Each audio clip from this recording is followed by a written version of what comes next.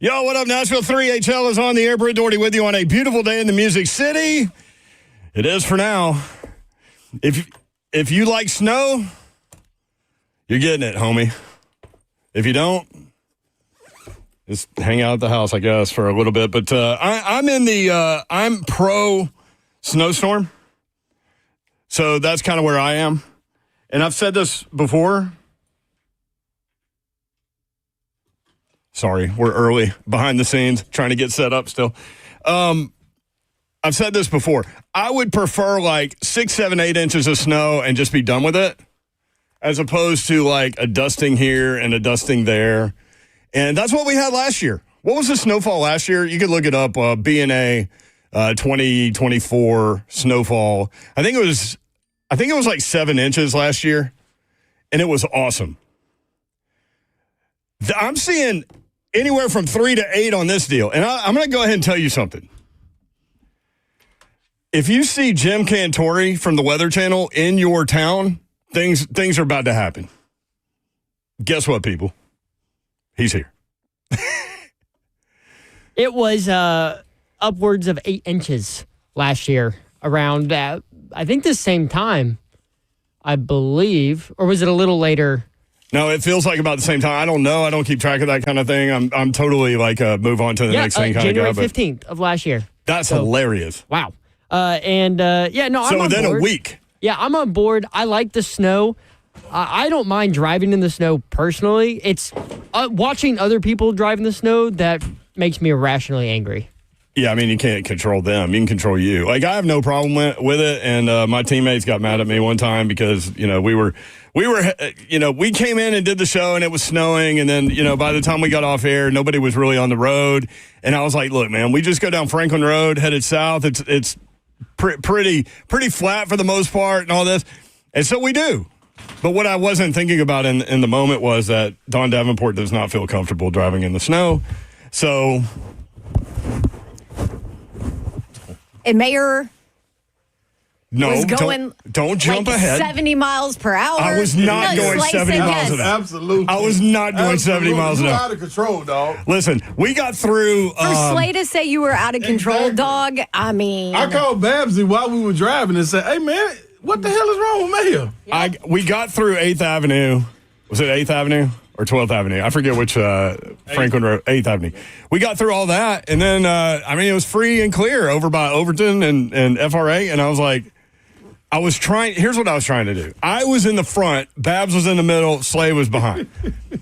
So I think without saying it, we thought that would be a good situation to kind of push her forward. It was. It's Slay to kind of push from behind. And so we get through 8th Avenue and all that. We get to Overton. I mean, it's wide open. It is wide open. And I just try to gradually go faster and faster. And then I look up at one point and I don't see them in my rear view anymore. No, you was gone. Gone. I wasn't going 70 miles an hour. No, you was slick going 70. You were going something. 55 in the snow is 70. Okay, I'll give you that.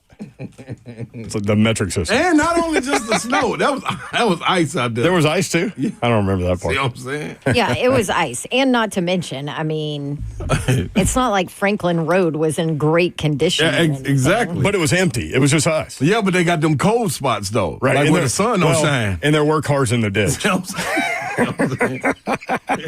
He was tripping, dog. I mean, my boy was gone, too. We just went on and let you know and go. Listen, I have confidence.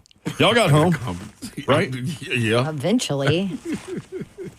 All right. Luckily, Slay stayed with me. Snow likely. Chance of snow, 100%. Snow accumulation, 5 to 8 inches. 100%. 100%. Well, how often do they give you 100% like multiple days out, which they did on Wednesday? Never. I was about to say, so how often do you get the opportunity to just head to the grocery store 24 hours early? Usually it's like 12. Or it's I already tried to snowing. go last night. It was empty already? It was a disaster last night. I turned around and left. People were messaging us that you can't. Like, people were messaging us during the show saying you cannot get a parking spot at Publix. Really? Yeah. That's over crazy. with. Milk and bread. I went this morning. Most of the bread was gone. Wow. A lot of the milk was gone. I was able to grab a gallon. I went yesterday morning, and I have a specific brand of bread that I like to the point where I won't get it if it's not there. It's the Sara Lee honey. Oh, yeah, that's good. That's what I get. That's pretty good. There was one loaf. Just for you, Mayor. Yeah. Just held But this on was to you. yesterday morning at early. Yeah, wasn't even really ready to get into it yet. Nope. Slay Dog's here. Look I'm at in the that. building. I'm in the building. Look at you with your SEC Network jacket. It's hot, too.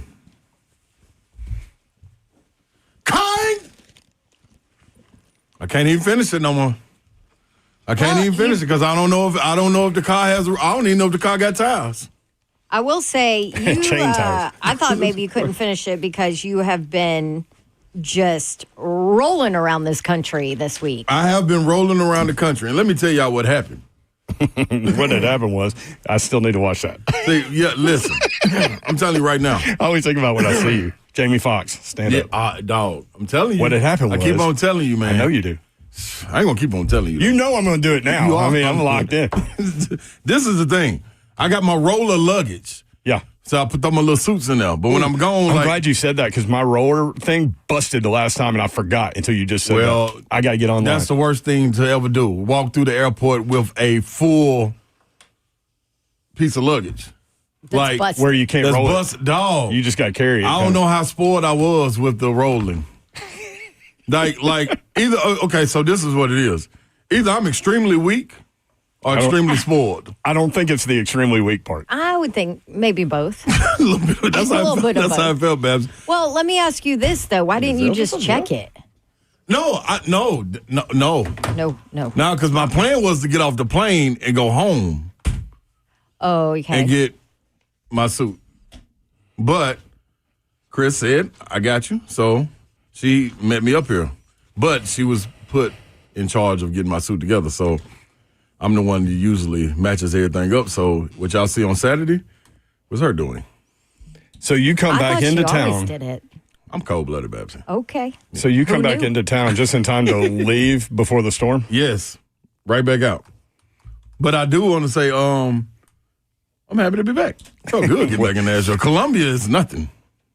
You don't like Columbia? It's better than Mississippi State. I mean, Starkville, though. I love stuff. Oh, you're talking about South Carolina. I thought you were talking about Columbia, Tennessee for a second. No, Starkville is. I was going to say, Mule Day guy's going to get you. No, I love Mule Day. I know you do. Starkville is nothing compared to Columbia. Is not. Columbia actually nice. They got that Four Corners spot down there. Nice little restaurants and stuff down there too. Yeah, but yeah, man, had a good time. Guess what I ran into yesterday? Who'd you run into Buzz yesterday? Peterson. At the airport? No, at the game. Oh, at the game. Yeah. What was he doing there? They had a lot of scouts to see Alabama and South Carolina play. How's Buzz doing, Slade? Man, he doing real well. He so I can reveal now. He I think he had a form of cancer. Oh. Yeah, so he got his I was just thinking scans we back. hadn't heard much from him lately. That's why. Yeah. And he got his scans back not yesterday, but the day before, all clear. Oh, that's So awesome. my Ring boy the bell, back, baby. Yeah, my boy back in action, and his son was with him, Rob Peterson. Funny story about Rob, real quick before we take off. The last time I saw Rob was being carried out on the stretcher at the Tennessee basketball game. He was about 4 years old. The ball went bouncing towards our bench, and I went and dove after the ball. Now, Jan Peterson, his wife, is holding Rob behind the bench. So I cleared everything out. And when I was in the air, I saw him, and I was like, dang, I can't stop now. So, boom, knocked him out. You put his son on a stretcher? Knocked him out. Pat Summitt and them came over there. Everybody came over there. This is why the game is going on. Damn, Slay. Yeah, I know. It was wild. Oh. And they carried him out on the stretcher, and he ended up being all right, though. So, Did he remember it? yeah. He was like, Stomach hey. came over? He said, all I remember is waking up. So he didn't get to see me coming in the air, but I was on my way. So, that's my man, though. I'm Rob, coming for you, Rob. Hey, Rob Pat, Peterson, man. Pat, watch out. We got to have him on to tell the story into something, man. Good dude, though. Yeah, but seen he got a lot of good people, man. Dwayne Casey. So Dwayne Casey, talked to him for a second. One of the other only coaches of the year to get fired in a professional sports. That's a What a great list to be on. Pretty good, huh? Yeah. look at Babsy in her coat, but it's just zipped all Dude, the way up. you ought to see Babsy's pants. I can't see Babsy's Why pants. are you? What's up? I have on like some tight, like leggings. Babs are ready to go shiny. today. They're kind of shiny. He's like, "What are you doing?" I'm like, "Nothing. I just Look, got look, get up, dog. I've never seen those pants before. Well, I'm trying to tell you. She Babs, got a what are you whole doing? little get up going Babs on, going dog. clubbing in the snowstorm? That's what I'm trying to tell you. Like she in Colorado and they got a dinner date tonight. I'm never wearing these pants again. It looks good. That's what I'm saying, though, Babsy. That's props. I still can't see him. I just saw the knee when you lifted Well, up. watch when she go outside. Yeah, I'm she go leaving out my the coat on studio? because I forgot my phone charger, so I think I have an extra one in the car. I gotta go grab it. I'm telling you, man. I was like, Next Babsy, break. wait. Babsy, you doing something tonight? Yesterday I'm like, no. it was cold in here, but we didn't acknowledge it, and I certainly didn't, but it was cold. So at 5 o'clock break, she goes, Mayor, don't you think it's cold in here? And I go, yeah, I do. She goes, why didn't you tell me? I'm like, you didn't ask. And so And y'all never think it's I would never do. That's how you and know so, it's cold. and then I wasn't going to say anything. But the last segment, man, she put that coat on. I mean, zipped it all the way to her chin. She's ready to go. Babsy was done with it. We're ready for this snowpocalypse coming. Bring it. So over under snow total, what do y'all think? And this is like not downtown Nashville. Nashville Airport is the official reading. So over under snow total. They're saying anywhere from, I've seen 3 to 5, I've seen 5 to 8. I think more to the south of the city. I would say that 6 is the over-under, right? Or 5? 5.5. Okay, How about 5.5. let's put a hook in there. That's a tricky one. 5.5 is the over under. Zeph. I'm taking the under. Under That's 5.5. I was going to say 4.5, Listen. but because Zeph took it, I'm going over. Snowdome usually holds up for Nashville. It usually does. It didn't last year, though. But I will say I have never seen them put it at 100% chance ever Right. since I've been in Nashville. Yeah, I mean, here's the other question. How often do we have a winter storm warning, which is what we are under right now? Mm-hmm. Very few times. Will Minkoff from out of here. What are you going, Yor? over 5.5. What you going, Babsy? Over. All right, Zeph, the only one under. I'm getting faded over here. Yeah, I told you. Fade you. Will Minkoff from Nashville Severe Weather. That's a must follow on Twitter at Nash Severe WX. He will join us at 4 o'clock. 100% chance of snow. Winter storm warning in effect. We'll ask him about snow totals and kind of what they see with this storm. College football playoff semifinals start tonight. I'm very sad. Oh, yeah, they're gone. It wasn't me.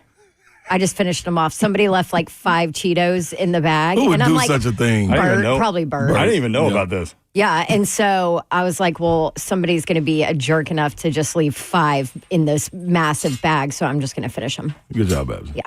Oh, you know who called while you were gone? This is funny. And he thought you were here. Who? Will from the Ville. Did he? Yeah. And I just told Will from the Ville I wasn't there. So what was funny was when he got done with his take, he goes, all right, y'all, I love you. I'm going to call my boy. That's what he said. That's And then I'm sure he did. Yeah, I reminded him. So I told you I wasn't there today. Come on, man. 615-737-1045. Mike Keith is the new voice of the Vols. That's the big story today. It seems like there's a different Titan story every day now. So Mike Keith actually waited a day. There was a day between, the Rand news and the Mike Keith news. And so he was on with us on Monday. And now he is the new voice of the Vols. And listen, man, congrats to the Vol Network. This is the perfect hire for Tennessee sports. Home run hire. I mean, there's no one else. Like, I mean, you get Mike Keith or you just don't do it for a while. That's right. So congrats to the Vol Network, Steve Early, Glenn Thaxton, all those guys who love Mike as a human being, but also understand the talent. And what has been burning in his heart forever is the love for the Vols. So I was going to say, congrats to and them. Mike Keith loves the Tennessee Oh, University. That's why, as a part of his hit, we always ask him about the Vols. And, Yep. and remember that time I went down the history of bowl games with him, and he was just naming off, Pete Panuska moments and I mean, Bluebonnet bowls. He And threw stuff out there that you didn't even know. And I feel like you're like a Vol historian, yep. Crazy. Congrats to all Good. Vol fans Congrats as well. to him. Huge for him. So he's going to continue Very that. sad for Titans fans that that life. aren't Vols fans. That's where I was going to go next. Yeah. So another hit for Titans people. So, we'll talk about that throughout the course of the show. And here's the other question. If you want to weigh in on this, you can watch the show live, YouTube, Facebook Live, Twitter, and Twitch. Twitch, please. F&M Bank Chat is open. Who do you want to be the voice of the Titans? Assuming he doesn't do both. I don't think he's doing both. I don't think he will, but doubt it. It hasn't been officially announced, so I don't think he will. There are some that do. There are some that do, but that's difficult. I also look at how difficult it is for some of the guys that I work with in football. That's a grind, for ESPN, and who are also voices of NFL teams. Anish Shroff, but luckily his game every week is on a Friday night, so that's a lot easier for him. But like even Kirk Morrison on my crew, who, we had one West Coast game, and just watching him travel-wise, and he's not even the voice, right? He just does the pregame and postgame, but just watching him like figure out from our game time how to get back for games and stuff like that. Now, obviously, I know if Mike Keith did both, it would be a different. If I'm the Vols, I'm sure it would be a very different travel schedule, or you'd probably have your own plane. You would have to at that point, private. If I'm the Vols, I would want him to be married to me. Yes, and that's it. If I'm the Titans, I would want him to consider doing both. Yeah, that's kind of where I am on it. But I don't know officially. I don't My guess know, is if I'm the Titan.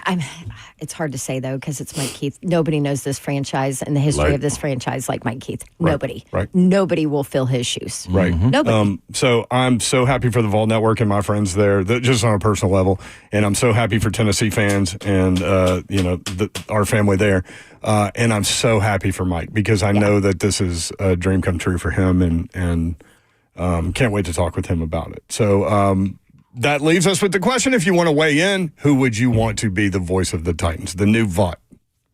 How do you do it? Vought 2.0? Is that what you do? I don't know. I just feel like it can't ever be Vought. Yeah. They got to retire I feel Vought. like Vaught's got to go with Mike Keith. Oh. Got it. I've never seen her move that fast. You got to buy the seat for that one. Oh, my. I mean, spider monkey Good job, fast. Babsy. Thank you. She was like those monkeys you ran into down in, where was it? No, Costa Rica. Them Costa Rica monkeys. Them monkeys is a little different. They make noises and come get you. Well, I mean, she kind of did that. crisis averted. We're good. So what are your responsibilities this weekend, Slade? Are you SEC Network? I am SEC Network Studio. I got studio action. Studio. Do you think Tennessee bounces back at Texas? Absolutely. Oh, you do? Yeah. I think Credit. Texas is struggling right now, right? They're struggling, but it's a home game. They know each other. It's always a little rivalry there. Didn't they just keep With it close with Barnes. Auburn, though? Yeah. No. They lost by like 10, right? Yeah, it looked, but I don't close. think It was out of it wasn't Yeah, close. Auburn let up off the Yeah. gas. Okay. Yeah. So Todd Furman did what he I likes to just do when he watched comes their on. game with Texas A&M, Yeah. and I thought that they struggled. And so when Todd called, Zeph said, Slay's not here. And he goes, perfect. I know how I'm going to lead in. So he went all in on Tennessee, Florida, and I let him go. I almost called. And when he got done, I said, Todd, to be fair, he called Florida winning that game. Mm-hmm. I said, I don't know about 30, but No. he said they would have tough times with the front court rotation. I knew it. And I don't think they're going to have a tough time with Texas because they lean on one guy to play the 5 spot, and you're okay in that spot. It's when you get thrown the depth pieces, that's when they're in trouble. So it's still going to be interesting to see. But once you have their attention like that, the same way Todd Golden had Florida's attention after letting Kentucky score 106 points, Man. they were going to come out and play aggressive, and they did that. They did. And the refs let them play, let both teams play. You know what I'm saying? I will say that across the league, they've been letting teams. It's been a physical Once league. I saw Chaz Lanier go through the lane, and I mean I don't even know how to describe it. Yeah. I want to describe it a certain way that I can't on the radio, Yeah. but that's what happened to him in the lane, and they let it go. I was like, okay. Yeah, this is going to be a game. And then people, guess what? People don't understand. I was telling, man, first of all, dog, everywhere I go, as soon as I get to shoot around with South Carolina and Alabama, both shoot arounds, both coaches walked up to me and was like, dog, what the fraudulent happened with your boys down there? I'm like, hey, dog, I'm here to call y'all game. Why is that the first thing y'all say to me? Like you're on the team, too. Then one of the coaches, I ain't going to say which one, but yeah, I am. Coach Oates. Coach O's was like, well, you've been talking about them like they don't won a championship or something. I said, hey, Coach, come on, man. I got it tattooed on me. What you expect me to do, dog? Like, come on. I love it. Oh, they give me. Oh, they give it to me. Oh, they give it to me. Yeah, You'll give And me the here's right the guy. other thing. Coaches watch, man. yeah, they watch. Heck yeah, they as watch. much as they act like they don't pay attention, they pay attention. They listen and they watch. Yes, Yep. they do. All right, So funny. some people want to weigh in on VOT. We'll do that. I guess we need to call him Mike Keith. Now, That's still the original voice VOT. of the Vols, Mike Keith. Some people want to weigh in on that. Next VOT. There you go. I did it again. 615-737-1045. We're here.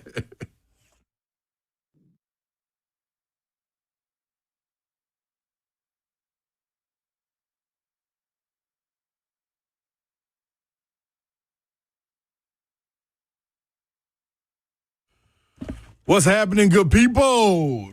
It's time for Week Grow. Ooh. What the heck? Come on, Slay. Get it Man, together. when you travel a lot, dude, I things don't just know slip what's up on you right there. WeGrowHair.com. Don't wait, man. 615-376-6010. 615-376-6010. Get in there. Figure out exactly what you need to do. When you see that little sunroof open up, figure out what you need. As far as calling, getting your consultation, I had the laser treatments mentioned. Now, you got to understand that when you have them, it's nothing painful. It's nothing hot, none of that. No one else in Tennessee has the ARTAS, robotic FUE procedure. It's a lot of stuff right there. And more to unit hair, grafting hair transplants that you give you 2 times more hair in one procedure. What you also got to understand is you'll have more confidence. You'll look in the mirror. Your hair is important. Go be the best you. Men and women, not just the surgery. For men or women, it's both. So get involved. 615-376-6010. Get your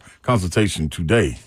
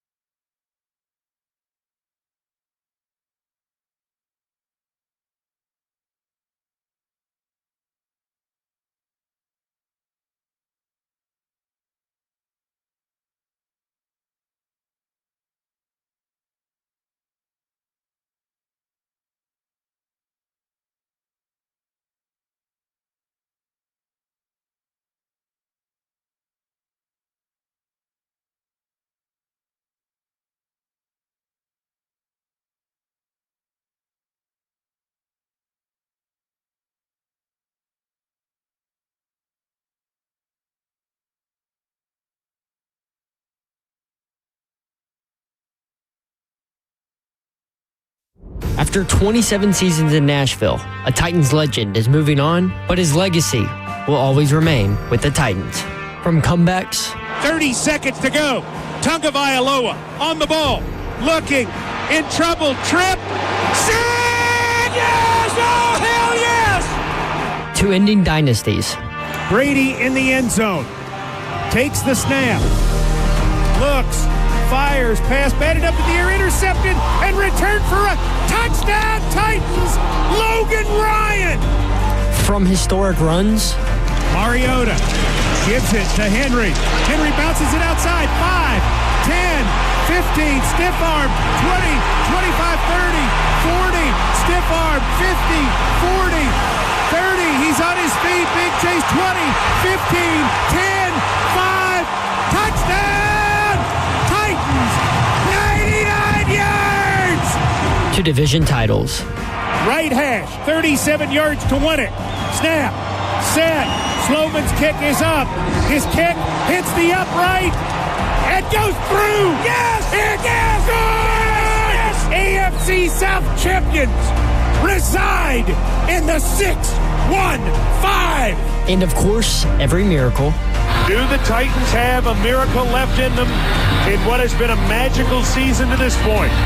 If they do, they need it now. Christie kicks it high and short. Going to be fielded by Lorenzo Neal at the 25. Pitches it back to Wycheck. He throws it across the field to Dyson. He's got something. 30, He's got 40, something. 50, He's got it. 40, He's got it. 20, 10. He's got it. End zone. Touchdown Titans. There are no flags on the field. It's a miracle. Tennessee has pulled a miracle. Thank you, Mike Keith. Forever a Titans legend. Good job, Zeph. Zeph tried to make people cry at the last part. What? Damn, Zeph. I mean, Titans legend. Seriously. Golly. Put Mike Keith on the Ring of Honor. I'm telling you, Already right done. now, that's got to happen. Already done. Yeah. Amy already said in her statement today that he's immediately inducted. How about that? Absolutely. And somebody in the chat was like, Miss Amy fired Mike. No. Stop. Although, if you want to go down the list of people and things that you think Miss Amy fired, that might be a funny segment. Nah, that's a great one. That's almost Right? like Chuck Norris like. Yeah. There we go. I hate my brother. Are you okay over there? Yep. She's getting it together. Also, we can confirm Babs did go hot pants today. That's really funny. I'm wearing hot pants that clearly I'm never going to wear again in my life. Why, Babsy? We like them. I know, but y'all are like, where are you going? Where are you going? I'm like, they're just really tight leggings. Well, and then you're also being very clumsy, so you're attributing that to the hot It's because I have hot pants on. Damn hot pants. It's tough being a Terrible woman out there, idea. man. You know what I mean? I know. It's like, we never have to wonder about that. Like, we wear jeans, sweatpants, khakis, yeah. and then whatever You ain't got to worry about me. shirt. Get on out the way. There's not a lot of decision that goes on I promise you. with us. It's tough being a woman out there, Babs. We got you, though. Thanks. 615-737-1045. Again, Mike Keith, the new voice of the Vols. That's a big story today. There's always something going on over there at the Titans facility these days. 615-737-1045. Mo in Nashville. Mo, what do you got, man? Yeah, I just have a few things to say. So at the beginning of this season, the off season, we were told that we were going to have this crazy offense never before seen. The season came, it's gone.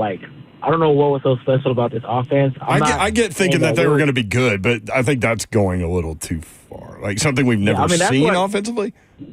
That's the way I was saying. With the Titans, Yeah, yes. yeah. Okay, Yeah, I thought you meant like yeah, best yeah. in the history of the sport or something. No, just different than the run into the wall for 3 yards kind of offense. Yes, Yeah. you're right. Yeah. You're right. And My bad, man. It's sad that Mike Keith is going away from the Titans now. He didn't get to call another playoff game, call a Super Bowl game, and I think the replacement for Mike Keith should be Lucas Panzinka. I know they were joking about it on the Buck Rising show, but I think Lucas is very, very professional. I know he does NSC games, but I think Lucas will be the perfect replacement for Mike Keith. That's just my thoughts on that. Thank you, guys. Thank you, Mo. Appreciate it. I know Lucas would appreciate that. And Absolutely. Pan's the man. I'm gonna start a Pan little. the man. I'm gonna start a little scorecard if you guys want to weigh in. Lucas, vote Okay. number 1. First vote for new voice of the Titans. Lucas Pan for Panzica. one. Pan, One for Pan. oh man. To Mo's point about the offense, I think what happened is the quarterback wasn't what you thought he was going to be, and then the offense couldn't be what you wanted it to be. Along with the right side of the offensive line, Offensive not being line. able to, Yep. So Yep. that, I Agreed. think, that's all that attributed to it. Cushenberry wasn't Yeah. what you thought he was early on. It Yep. took him a while to kind of get adjusted, and then he got hurt. Yep. So, I totally agree. yeah, I think that's why, Mo. I think they had high expectations with what they could do with that quarterback. You only heard That's where it coming starts. into it. Yep. And That's where it starts. It did not come to fruition. About the whole because you roster. had the pieces. Yeah, about the whole roster, though. I mean, talk about Tyler Boyd, Calvin Ridley, had D-Hop. We won't mention Burks. I mean, Tyler yeah, Boyd. them too. He just didn't do nothing. But, I mean, Tyler Boyd didn't do nothing. he was there. Tyler Boyd's Tyler going to be. Boyd do nothing. was Yep. He's going to be 1 year and done. non-existent. Like I think Chig, I thought they would utilize, especially after they kept 5 damn tight ends. Yeah. I'm like, oh, they're going to utilize this tight end position, do some fun, different stuff. Meh. the screens were Nathaniel. The screenplays. Yep. So And I really think all of it comes back to lack of production on the offensive line, lack of protection, and lack of consistency in the quarterback position. What I was thinking too, I think that we graded this on the scale of the ceiling, like not the floor. I think there's the floor two wasn't things. our expectations. We automatically went with the ceiling. Like if we get maximum effort and maximum potential out That's of a problem with my personality. I always look to the best. Everybody, like, and I think, but I think everybody did that though, Yeah. because we looked at it. Nobody thought like, okay, what if MPF doesn't come back and is ready? Or what if What Will if Levis Cushenberry doesn't? Exactly. craps the bed? We automatically were like, man, he's got. We watched the steps being taken in the offseason. Like, okay, he's got to be this guy. In order for all of this to come together, he needs to be there. We never thought about, okay, well, what if he isn't that guy? We automatically put that out, and we put the injuries out. Like it was, Yeah, it was, and that's we, on us. And Brian Callahan at the same time with him, we didn't second guess him. We a little bit, but we didn't we really should have second guess. We should have second guessed him. first year play Yep. caller a How lot difficult more that than was we gonna be. did. I feel like we were waiting to see a little bit on him, but I think we all thought think we Will Levis were. would be Yeah, I mean to an good. extent. Yeah, I thought he would be good, not Yeah. just better, but good. Yeah, we thought we were going to see the change. We didn't get to see the change. I also, And injuries. Yes. That's the Yeah. second thing. yeah. And here's You're the deal. missing He didn't Cushenberry. honestly. I don't even think he had to be good. He just had to not be terrible, Right. and he was terrible, Yep. Especially early. Yeah. early on. Yeah, And that's what set the motion. Once the ball got rolling, The snowball was rolling down the hill. It was over. Just like tomorrow. Just like tomorrow. Trust me, I've gone over my head 8 million times. Every time I'm in the shower, every time I'm driving, like how did it get so bad this year for this Titans team? You know, it was almost. We saw it gradually happening, but it was almost like we blinked and it coming was out of the just preseason. disaster. It was like we're in week 12 talking about what quarterback we're going with.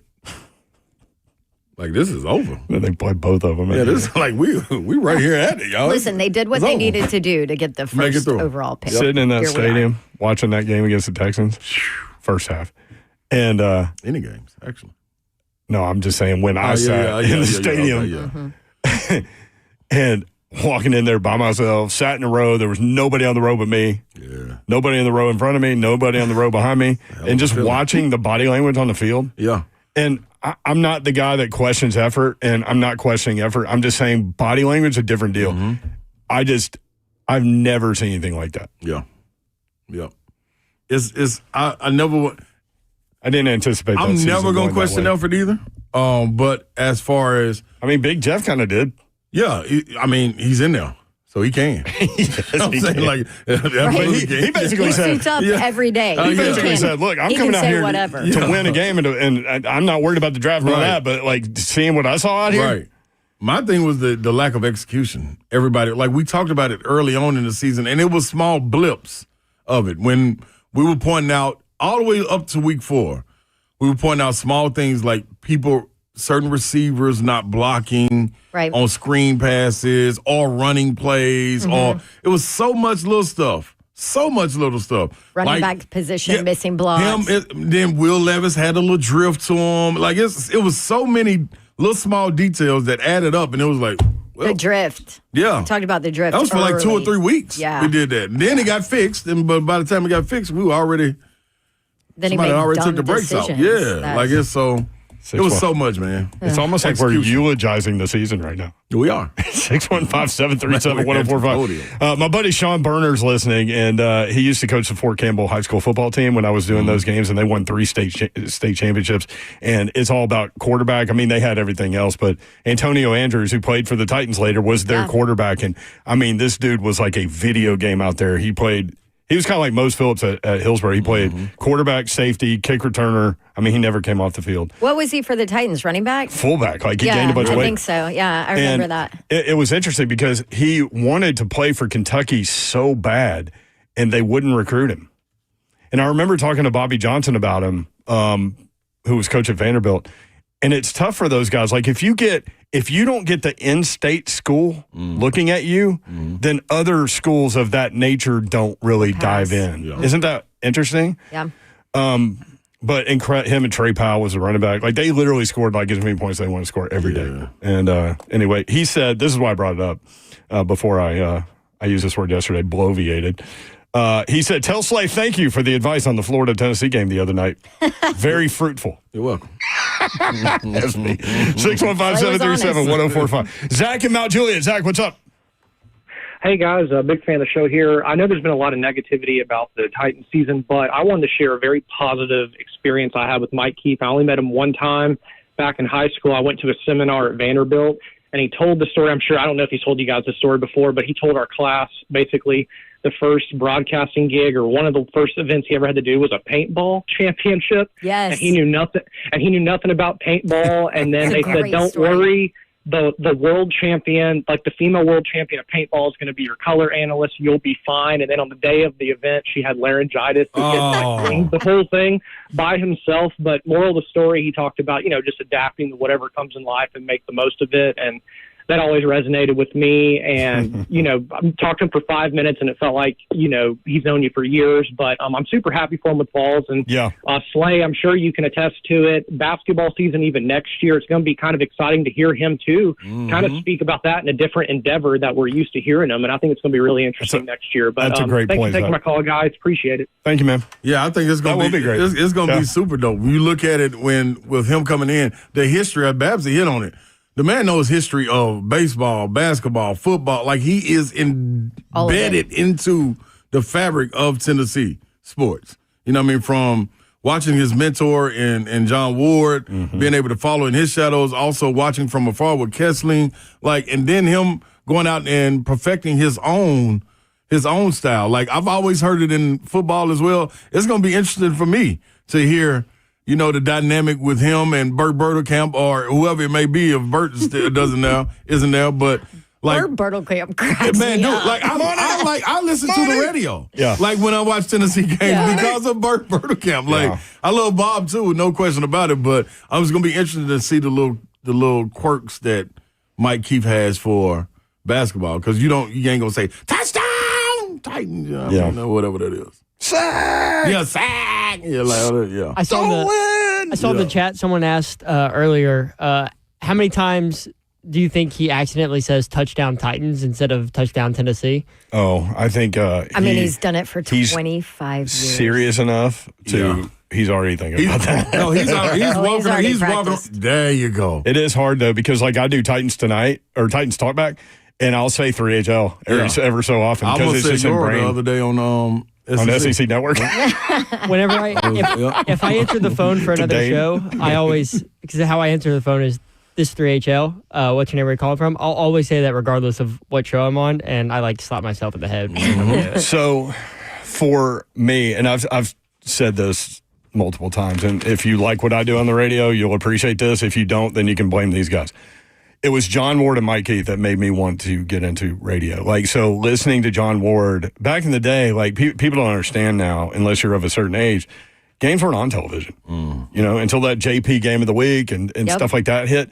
So I would turn 11 a.m. kick. I would turn my stereo around in the living room, open the window, and put the speakers in the window, and I would go out in the yard and just kind of throw. I was the only child, so I would throw the football up in the air and stuff, and listen to John Ward, and that's what made me want to be the voice of the Vols, honestly. Yeah. And then I get to Tennessee, and I major in broadcasting, and I turn on the radio one day, and I hear Mike Keith talking sports. And I was like, sports talk radio, what is this? Like, you can make a living doing this? And so that's what drove me. So I've told this to Mike all the time, and I've said it on the show. Thank you to Mike Keith for allowing me to dream. No doubt. And here I sit, this is year 26 for me. Crazy, isn't it? It is. Real quick, I know we need a break, but quick Mike Keith story. I mean, I know he's not dead here, but yeah, I right. feel like we're kind of utilizing him. But anyway, when I decided I wanted to get into play-by-play, this was like six or 7 years ago, I reached out to Mike Keith, obviously. I'm like, hey, I'm going to do the football state championship games. I want, what do I need to do? Why are you so good at what you do? Like, just anything, any kind of advice. That man sent me a 5-page email of his entire process, what's important. Here's how you have to handle high school teams, because sometimes it's hard because you have double numbers and different, players on the roster.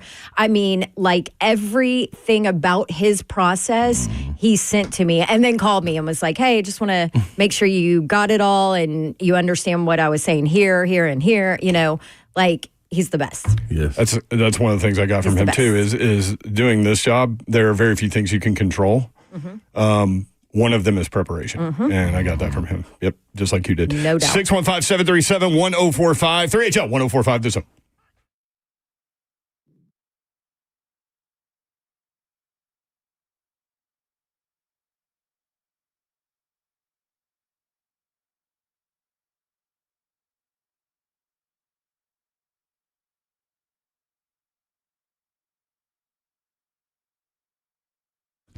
All right, we all want to start fresh in 2025, right? How about calling Loan Pronto to help you do it? They're here to help you take control of your finances by lowering your house payment and consolidating that nagging debt. Did you know that 9 out of 10 borrowers get a better deal by calling Loan Pronto? Yeah, right now Loan Pronto has some of the most competitive offers out there for refis, for debt consolidation, and purchase loans.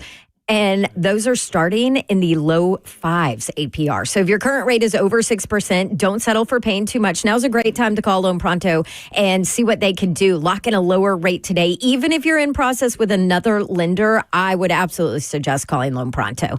You can close in as little as 2 weeks, often with no appraisal, and you could even skip your next 2 house payments. Fast, easy, hassle-free. Get your personalized Loan Pronto rate quote instantly with no hard credit pull and no upfront fees.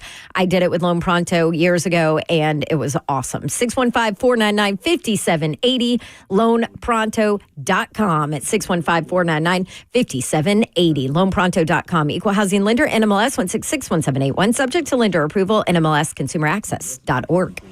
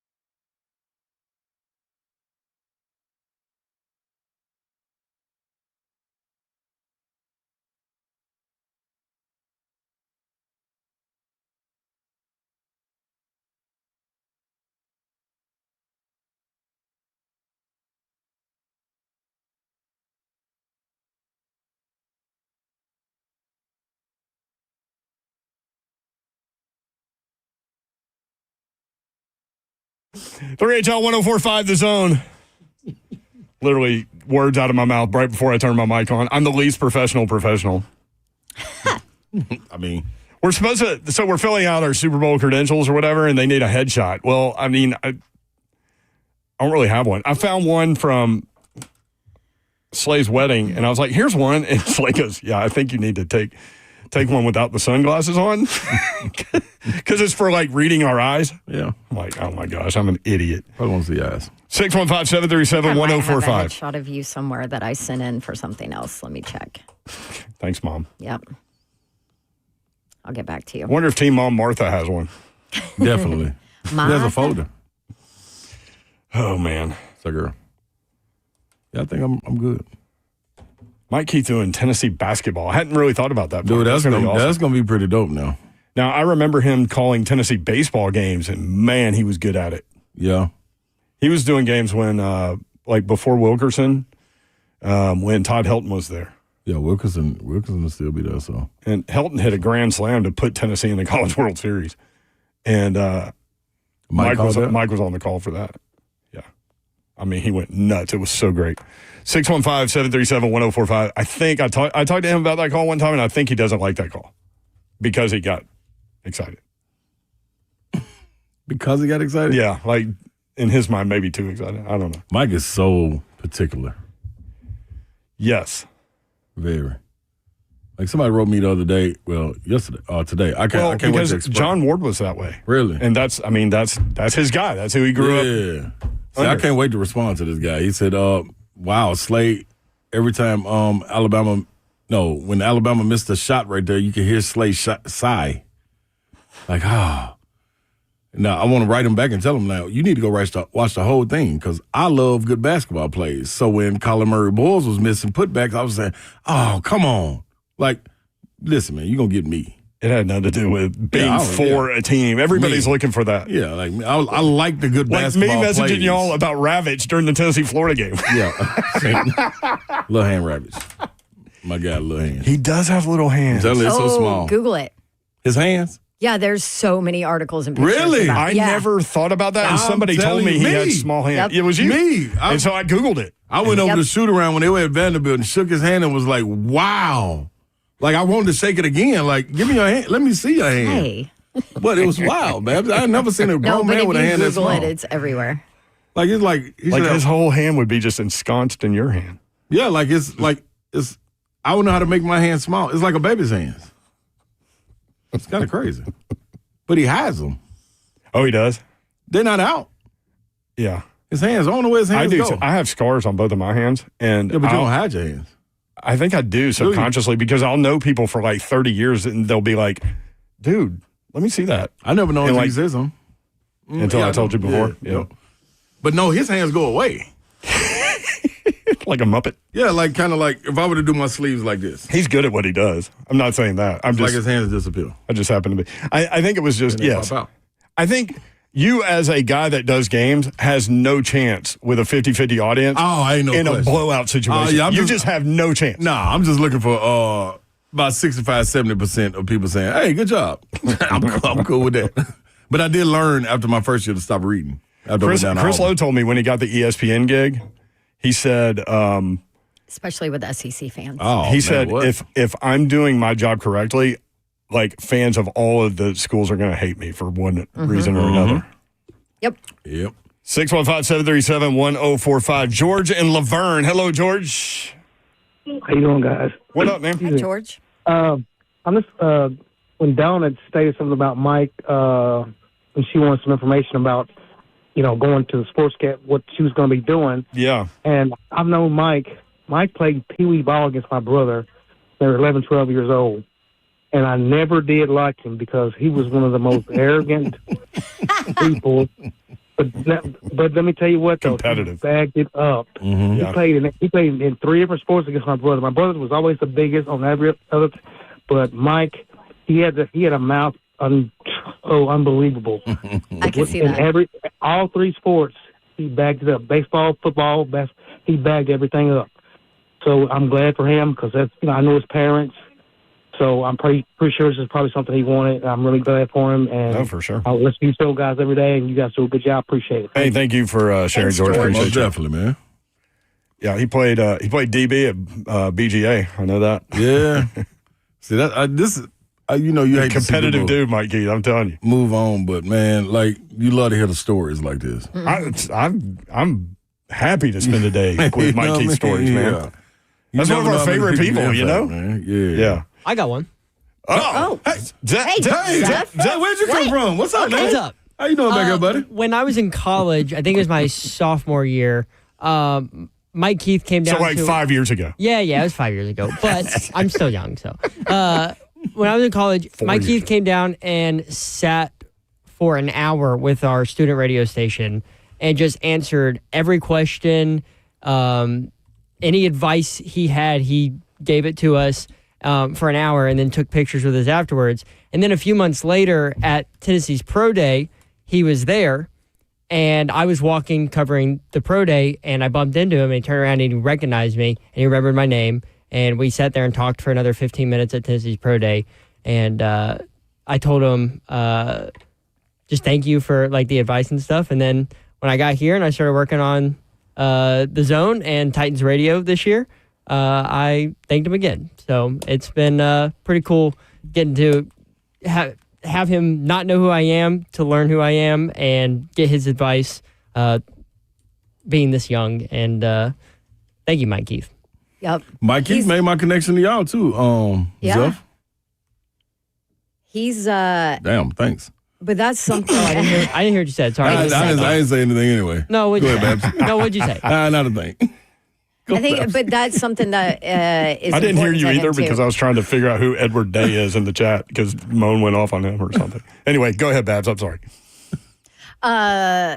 Anyway, I was just going to say that is something that is important to Mike Keith. He Very takes much so. time all the time to teach and talk to people who want to do this one day. Because I mean, obviously, John Ward did it for him And me. and a lot of people, and so he passes it along. And Pay it forward. I know Babs didn't say this, but she does that too. I do too. Slay does too. So that's very important to us too. Yep. Help the kids. 615-737-1045 is the number. When we come back, Will Minkoff from Nashville Severe Weather. He's gonna update us on the latest situation with regard to this winter storm warning that we are under. They're saying first snowflakes around 6 in the morning. So we'll get his take on when this thing will happen. Supposed to be a heavy, wet snow. So we'll see how much. Will Minkoff next. 3HL 1045 The Zone.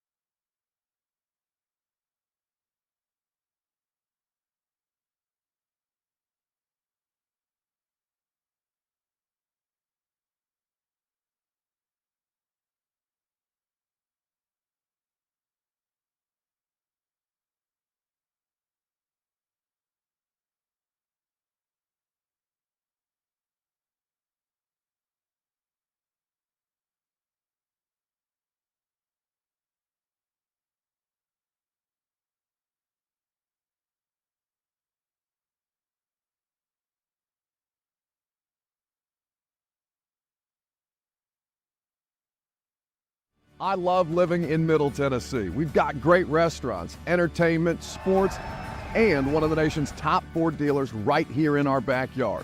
Two Rivers Ford. Remember that name.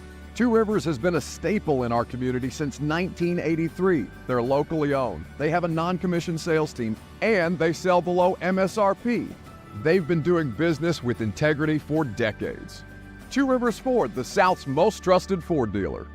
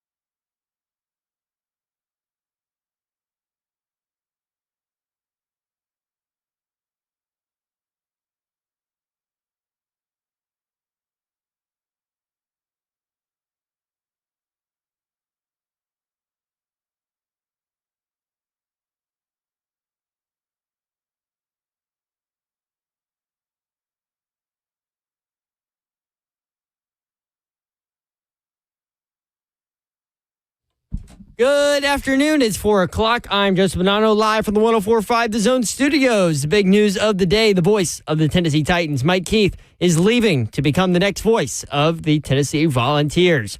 Titans owner Amy Adams Strunk put out a statement thanking Mike Keith for his time here in Nashville and said that he will immediately be inducted into the Titans Ring of Honor. The Titans search for a new general manager continues on as the team requested interviews for Seahawks Senior Director of Player Personnel Matt Berry and Bears assistant GM Ian Cunningham, bringing the reported total of candidates up to 8. In NFL news today, the Raiders have fired general manager Tom Telesco as they look to start fresh with a new head coach and new general manager. In college football news, Georgia quarterback Carson Beck is entering the transfer portal instead of heading to the NFL draft. Per Pete Nakos, Beck was previously believed to have declared for the draft, but is going into the transfer portal instead. The college football semifinals is getting underway tonight as Notre Dame and Penn State face off in the Orange Bowl down in Miami. Kickoff is at 6:30 on ESPN. And then over to Knoxville, the 16th ranked Lady Vols host undefeated number 6 LSU tonight at Food City Center. Tip-off for that one is at 5:30. For all your foundation repair waterproofing needs, you need to visit USSTN.com. Bringing news at once on your home of the Titans and Vols. This is 104.5 The Zone.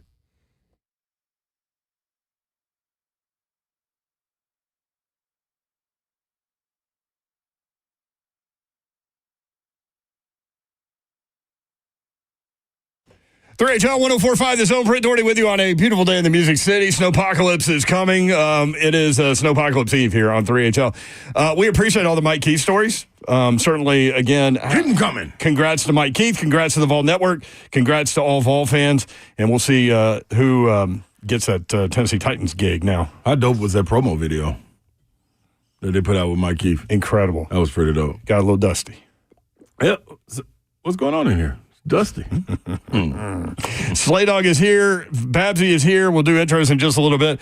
But we are under a winter storm warning. And Will Minkoff from, this is a must follow, y'all, at Nash Severe WX on X or Twitter, whatever you want to call it.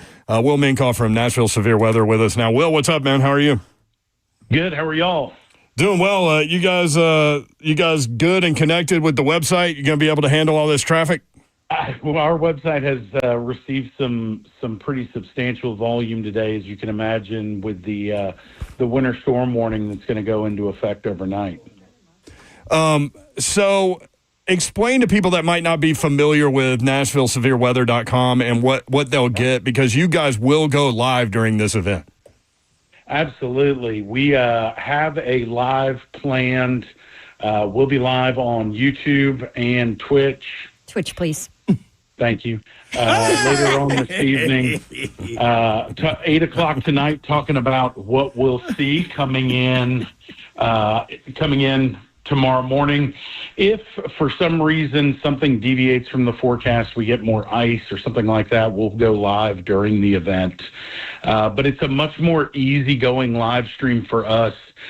Typically, we go live during severe weather events, and while the snow is inconvenient, I'm glad I'm not here talking about a severe weather outbreak. Yes, no doubt. And I can't tell true. you how many times in the middle of the night I have you guys up live on my phone during severe weather and tornado stuff. And for listeners of 3HL, maybe you're new to the show, we have Will on during those moments too. So Yes. We kind of have this little symbiotic deal with these guys. Just because, like, when radio was created, the reason why we have this platform is for moments like this to alert the community about various things. So we take that very seriously and appreciate Will and the guys at Nashville Severe Weather for hopping on.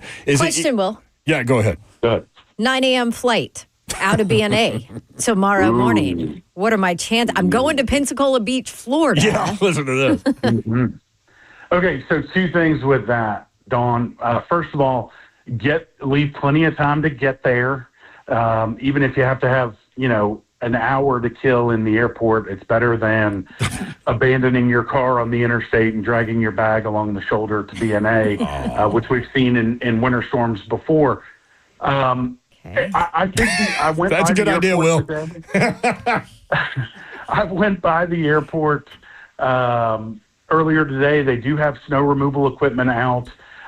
It's a dry snow that we're expecting. It's not ice first, like a lot of our snow events are. Yeah. So it should be pretty easy for them to get runways and taxiways open. Oh, good. And planes to get out. But the second thing I'll tell you about going to Pensacola Beach is that the south end of the same storm that's coming through here will bring severe weather to that area over the next 24 to 36 hours as well. Oh, for the love of all that's I mean, pick your poison, Babsy. Hey, you're running from one to get to the other. great. What's funny about this trip is she's going for a 1-year-old's birthday. I'm like, I don't even know that I would drive across town for a 1-year-old's birthday. She's going to fly to Florida. My own 1-year-old's birthday, Yeah. maybe. So let me ask you this, Will.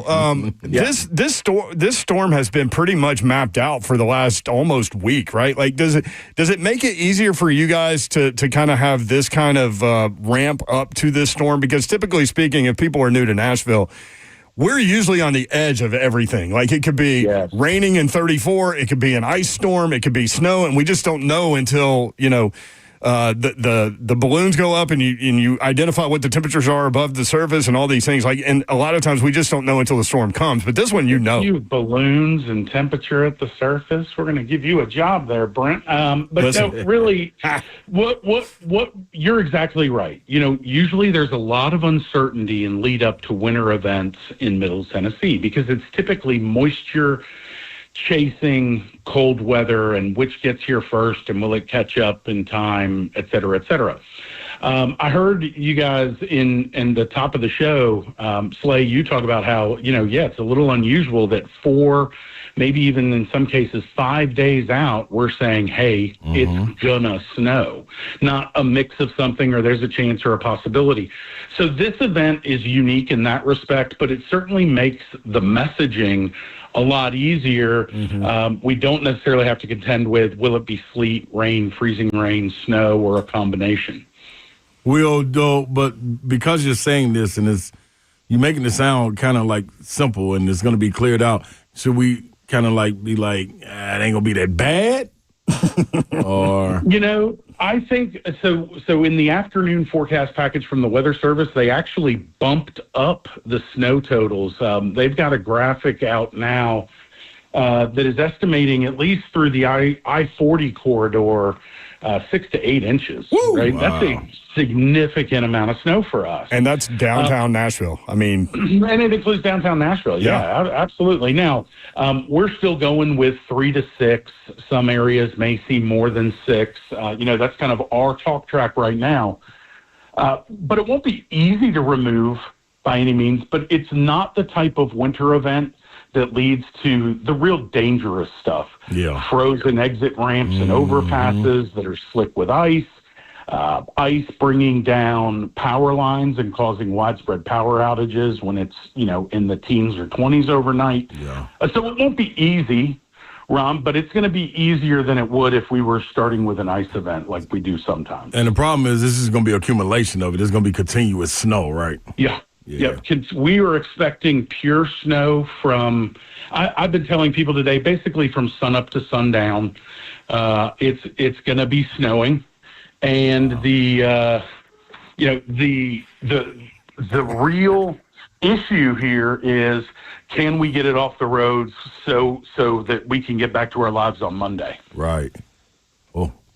Slay was laughing at me because I'm like smiling at everything you say. Man, a big old kid. I know, This man a big old kid over here, Will. I know, I love it. So yeah, I mean the idea is like just plan on staying put, for the day and then see what happens. See what Saturday looks like. So you're saying, in terms of timing, basically, 6 a.m. to 6 p.m. something like that. Yeah. So the winter storm watch goes into effect at 3 a.m. We think that west of I-65, kind of the western edge of Middle Tennessee, we'll start seeing snow with the sunrise. It will then last all day. There will be, some type of snow falling, whether it's heavy, light, flurries, probably midday for the heaviest accumulation within the Nashville area. Babs is like, good, I'm out of here. I'm out of here. Yeah, she's gone. Yeah. So, that favors you and your trip, Dawn, because if it is a little bit later, then you're in the clear, but at least in the morning, it won't be, multiple inches. Yeah. There you go. All right, well, hey. Wait, I have a quick question. Okay. I know it's not our area, but Dallas is already hit. Cotton Bowl tomorrow. Cotton Bowl's tomorrow. I mean, it seems like Same storm. They don't do well, right? With snow and ice and all that. Is that a pure snow event too out there? No, it's not. In fact, one of the lead forecasters at the Weather Service here in Nashville left about a month ago and moved to the weather office in Dallas and was texting us earlier that over the course of a 30-minute drive through the Metroplex, they drove through a combination of rain, freezing rain, sleet, snow, and kind of oscillated back and forth between multiple precipitation types. So it's a mess down there. I know that I think there was a Super Bowl not long ago down there that got impacted by snow and ice. I know that didn't go, as well as they had liked. Hopefully they get the game pulled off and everybody stays safe. Yeah. Yikes. Good stuff, Will. Appreciate Thank it, you, man. Will. Appreciate you. NashvilleSevereWeather.com. That's where you need to go. And at NashSevereWX on Twitter. Hey, thank all the guys for all the hard work. Appreciate y'all. Appreciate it. Thanks, guys. Appreciate it. There you go. There's a little snow update. Will just warmed your They're the little heart best. over there with that. 40 corridor that goes right through downtown Nashville. Ready. 6 to 8 inches. Get all your little cardboard boxes, kids. But you know What what did I stands say? out to me, though? What?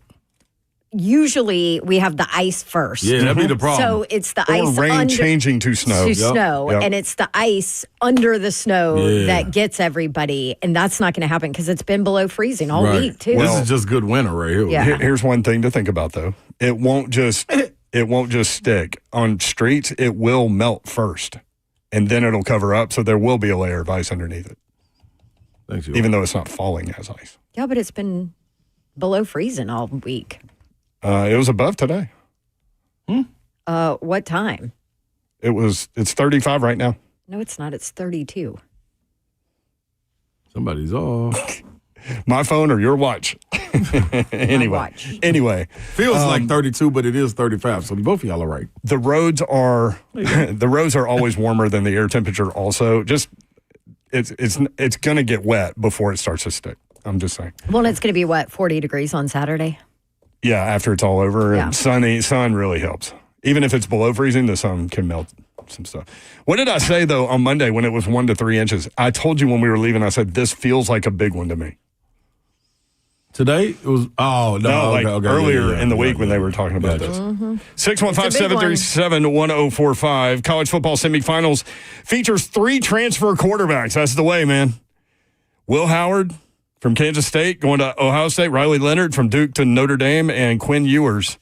People are already talking about Quinn Ewers going to Oregon and Carson Beck, which we talked about it a couple of weeks ago. Carson Beck getting out of Georgia and transferring, and everybody wanting to move on from that situation. And now he has hit the portal. Now, he did declare for the draft, first. but clearly didn't put all his paperwork in and, Just out here and just talking. totally See, people declare. like that's just talking. No, he probably put it out there, and the And figured scouts were out like, Go that's back, dumb. dude. You better go get back in your Lambo. Yeah, This is dumb. that's a bad idea. 615-737-1045. You want in. Again, Mike Keith, moving on from the Tennessee Titans, will be the voice of the Vols. 3HL 1045 The Zone.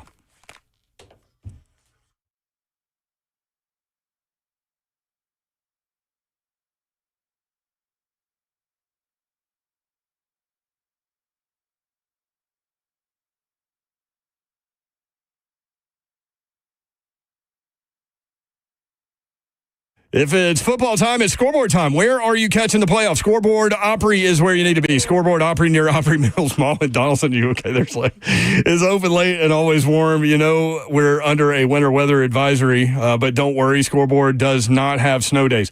If it snows, meet your friends safely at Scoreboard on four-wheelers, side-by-sides, or whatever you've got, and enjoy their hot coffee, toddies, and hot whiskey drinks. They'll have all the college playoff games on, and we'll have food and drink features for each day. And start your Sunday fun day at Scoreboard with their Bloody Mary bar, and they'll have the largest Green Bay Philadelphia viewing game in town. Then continue your Sunday fun day with a delicious bushwhacker and catch the Spasmatics live from 4 until 7. Scoreboard Bar and Grill, that's where you need to be. Scoreboard Bar and Grill.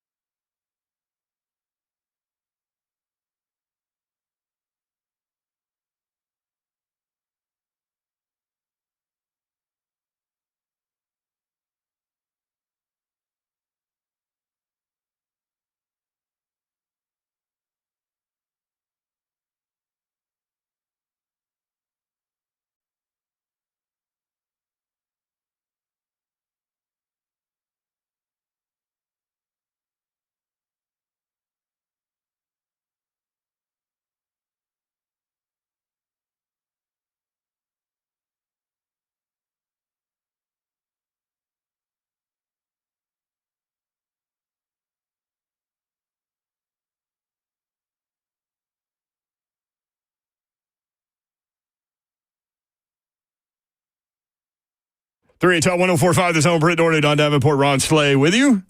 What's happening, good people? Hey, we need some grocery store reports. Anybody at the grocery store today? What do you got going? I went today. It turned around. What was left? No, I turned around last night. Oh, you went today? Yeah, I went this morning. A lot of stuff in there today, Babsy? No, it was pretty scarce. Sparse and scarce. Like Yes. both of them. Scarce. Both of them Like I do whole milk for baby Babs. There was only 1 gallon left. I took Dang. it. I took it. Whole milk, huh? Mm-hmm. Back when I drank milk, it was 2%. All the regular bagels were gone. Frozen pizza section cleaned out. Out of there. Frozen pizza. Yeah. I ain't had a frozen pizza in so long. Really? We live off of them. I would love to have one. Yeah. You would? Yeah, we just go Pizza Hut all the time. They know Lil Ron's voice when he goes. Oh, they do? The lady said, "Why's your voice changing?" I was like, "Dude, who are you talking puberty. to?" I said, "Who are you talking to?" It's Pizza Hut. I'm like, "What? Like, how long have you been calling Are you Pizza Hut on your questioning own?" your like what the hell? parenting skills right now? Dang. Pizza Hut's raising our son. Okay. Like, I don't understand it because, like, it's not like we're going to be in here for months. I know. It's like Hey, 3 days. It's Yeah, been 3 days of Hey, listen, snow. man, you got to prepare, bro. You can only control being prepared. I mean, told you that but earlier. here's the other thing, too, though. There's football on all weekend. Yeah. I mean, so you go. And basketball. And basketball. You get prepared, and you don't have to leave the house. Who is drinking gallons of milk to watch football? Not me. Like, why Y'all can does have all the everybody have to milk. take all the milk? Slay Dog, you into milk? Yes. Or the bread? You are? Cereal. You make it Oh, sandwich. yeah. Sandwiches I will get for bread. No, and cereal. Slay Dog loves Dude, cereal. what? Peanut butter jelly sandwiches, cereal, like lock me up. Put me in that That's Aaron your Rodgers football. cage. That's your football snack. That's my anything snack. You could. You're going And out of chips. town, but like if you were here, you could lock yourself up in the boom boom room. Just have all those things in there. I got them in there already. You got a code to get in, everything. Yeah, I got a little refrigerator. Hey, nobody gets in the boom boom room if you don't want them in the boom boom room. I got everything about bourbon. like really good bourbon. I got it all. 12-year-old. Yeah, I Roller went 12? to the grocery store. Mr. Babs went to the liquor store. See, that's smart. That's how you, Priorities Speaking in this of, family. that's Who what you gotta has do. their priorities correct? Mr. Babs. Me. Mr. Who do I Babs. trust? Me. That's Now, who. in He's his gonna be there by defense, himself. it's the first time I've been to the grocery Like, store see, in probably like 4 come on, months. So I was going to say. 615-737-1045. A lot of people calling in talking about Mike Keith, and we love that. Greg in Columbia. Greg, what's up? Hey, how's everybody doing today? Greg, we're great, man. How are Greg. you, brother? Hey, I'm doing fantastic. Just don't like the damn snow coming in. But Oh. All right. Well, I went to I'm the with grocery ya. store yesterday, Babs, and it was freaking packed Yeah. yesterday. yesterday was not the day I- to go. It was crazy. Yeah, I barreled my way through it anyway. But Good for you. hey, I got a couple of things. yeah. Who to replace Mike Keith with? Okay. But first of all, is Slay still there? Yep. You better believe it, G Money. Hey, I know you played, and you were good when you played. I've been a long-time Tennessee fan. Meaning you suck now. I was thinking it was a butt coming in. And let me ask you a question. I want to get it from a player Okay. who plays for Tennessee. Everybody that I've talked to on other talk shows, they say they don't agree with me. But anyway, I want to throw this at you. I watched the game from the tip-off, Yeah. and within 5 minutes, I counted a guy in the lane 7 seconds. They don't call the 3-second call anymore, but they were fouling so much. Our guys got knocked to the floor a couple of times, a couple of guys. Yep. Nothing ever was called. I know you were talking about that earlier about an hour How ago. Y'all were physical it talking was. about it. With Lanier got blasted. I mean, blasted. Yep. And the coach said they lost their poise. Well, it was because of the officiating, because they were looking and seeing the fouls they called against themselves compared to the fouls they were calling against the Gators, and it was like night and day. Does that knock you off your poise where you're not something's not clicking anymore because you're pissed off? Yeah, to answer That's a that great real question. quick, yeah, I think so, and I'll say, but you're supposed to come into a game, especially on the road, especially in an environment like that, and already be saying that I'm going to be the aggressor, because you're going to see how the officials are calling the game, and then it's up to you as a player to adjust. Mm-hmm. When you come into the game and you're number one in the country, and a lot of people are and the team just lost that you're playing going up against, and they're at home for the first time in the SEC season, you got to be prepared for a fight. It's always a fight down there. The history runs deep between Tennessee and Florida in basketball, and it's always going to be nasty. So you have to mentally be prepared to get into that. So I won't give no excuse for that one. I'm just saying that, yes, it can knock you out, but you always have to adapt. Just like when people, for instance, Tennessee played good defense in that game. Like, they didn't give up a ton of points. That's definitely so they true. were able to play the exact same way. They adjusted, but by the time they adjusted, they weren't able to adjust offensively and adapt to the game. So that's what you're going to get. I got you.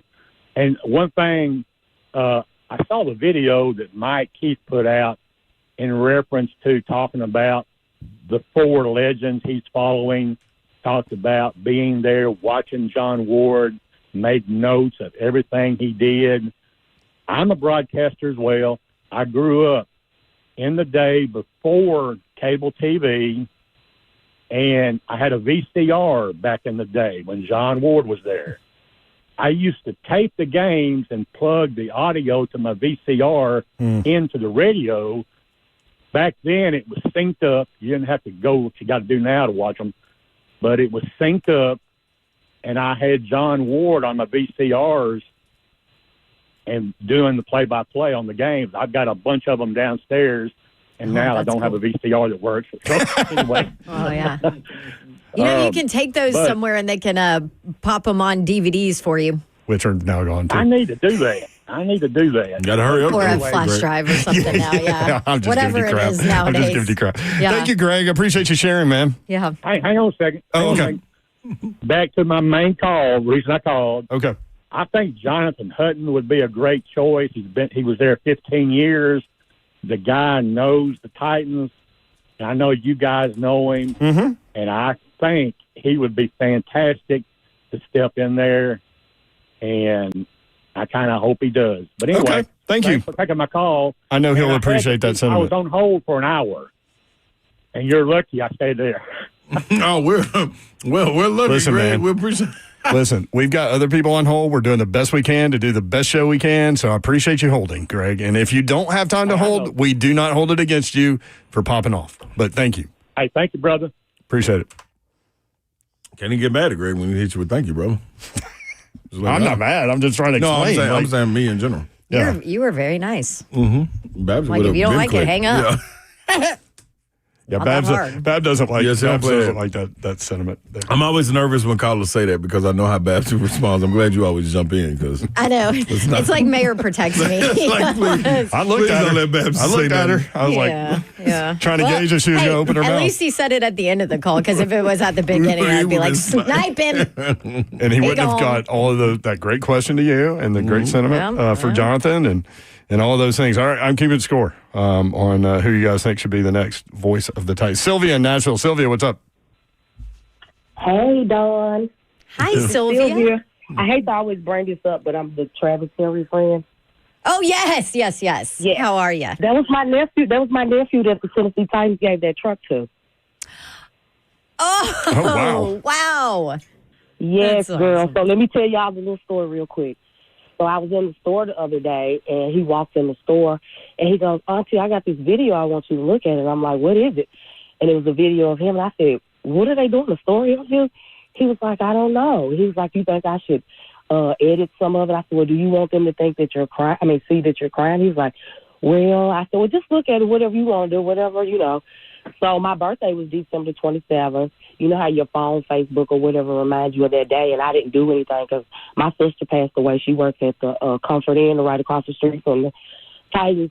So that's how Miles got the job. When she passed away, he walked across the street because he was used to going to my sister's job, so he just walked over and they gave him a job. Wow. So he comes home, he's like, I got some tickets for you. My boss gave me some tickets. I'm like, oh, okay, because I go to the games all the time. But he wasn't planning to go, so he called me Sunday. He was like, well, my boss want me to come. I said, okay. So he was like, they said they got a surprise for me. I'm like, okay.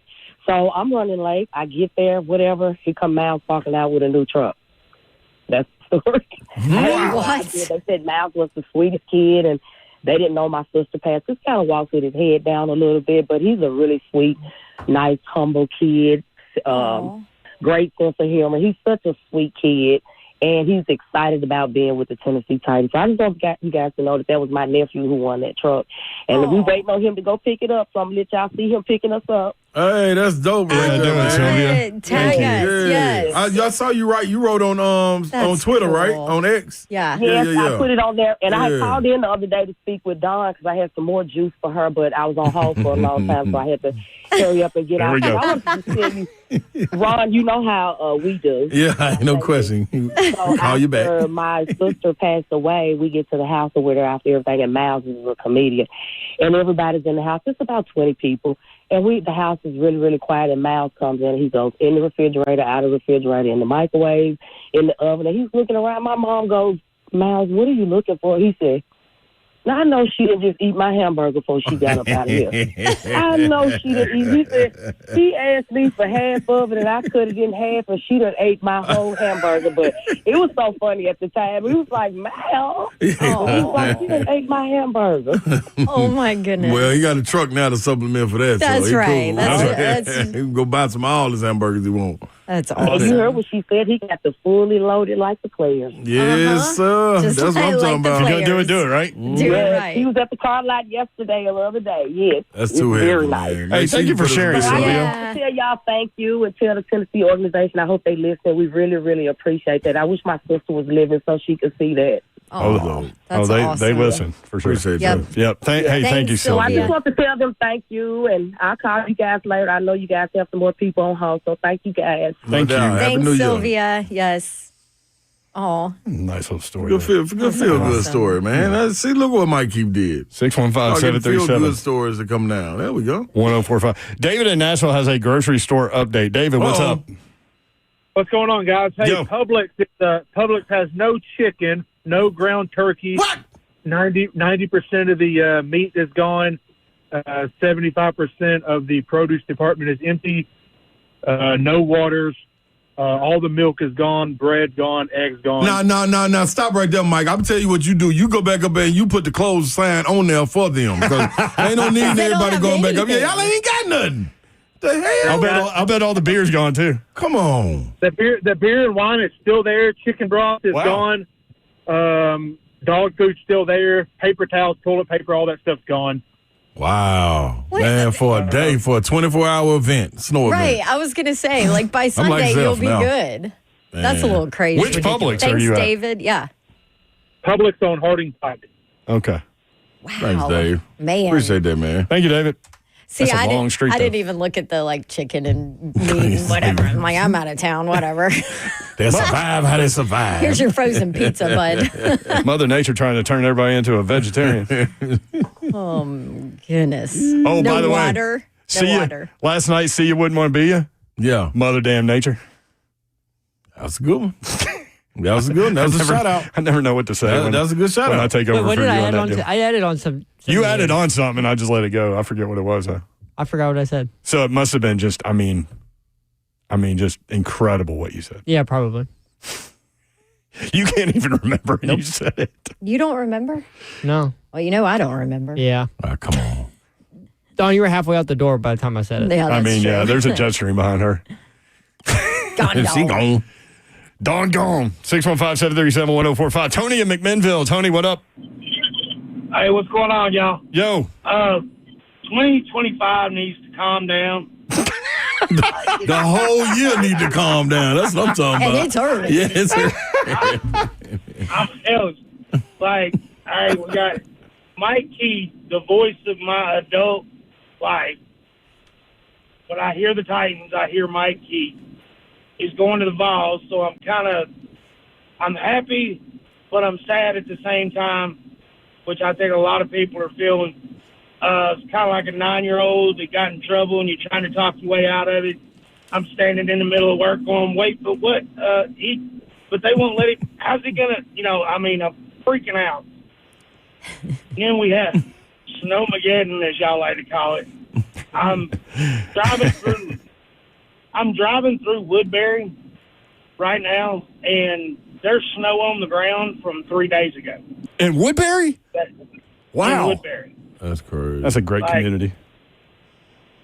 But I appreciate Mike Keith for everything he did.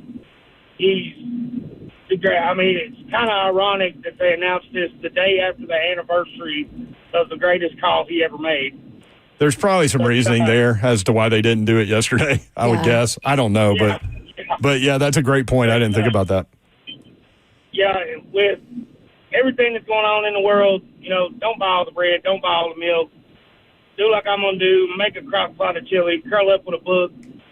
Chili. Spend a couple of days in the quiet and try to process everything before old Donnie renames the whole planet. But anyway, sorry. Renames. Thank you, Tony. Appreciate that, Y'all have a dog. good day. Don, be careful. Thank you. Appreciate it. They call him Thanks, Donnie. Tony. That's funny. 2025 needs to calm down. Calm down. I wrote that early down. in it, too. 9 days in. I'm trying to share great lines on the show that I find great or y'all find great at the end of the show, and that one just got written down. I like that. 615-737-1045. Thad. Next up. Thad, what's up? Hey, guys. What up, Thad? Man, it's been a day. Oh, it has definitely been a day. I have fought myself most of the day from calling into 104.5, and I was like, you know what? I'm going to wait on my favorite show because it's always a little bit of a family dynamic. Appreciate that. That's the goal, man. Hey, here we are. We Yeah. got that. We can work our way through anything, Thad. We're here for you. Yeah. Well, I'm right around the corner from my last service call. I do appliance repair, and I'm always on the road and running around. Okay. But I'm going to preface what I'm going to say just briefly, and then I'm going to tell you what I'm going to say at the end.